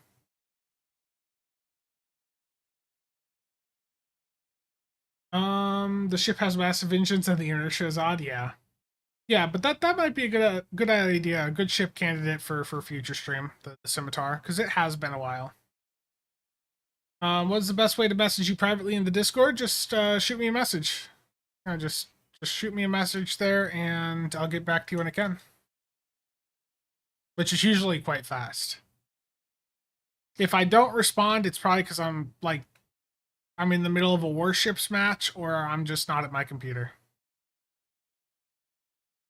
Turtle, that's pretty much what I'm doing right now. SAB is getting a friendship and is going to be set up as a support tank eventually. Admiral Kane's going to remain in the Iwani, but I've got the friendship trait on it now. Yeah, just shoot me a message on Discord and I'll get back to you as pretty quickly usually. Plus, more people that can tank support is more people for decent runs. Indeed. Indeed. That's something Nick and I want to encourage for sure. Because not everyone wants to do DPS all the time. You know, some people do want to do tanking stuff. Some people want to do the support stuff. So giving people ideas for those alternative playstyles is good. Look, I need some coffee. I need more food. So I am gonna cut things short here. We're gonna go head on over to the Nicholas. So again, thank you to everyone for tuning in today. Okay, the raid is started over on the Twitch side. Like I said, might do another stream here. You know, this weekend. We'll see. We'll see how it goes if I end up spending any time working on some videos or not. And thank you all for tuning in. Which side is heading over now?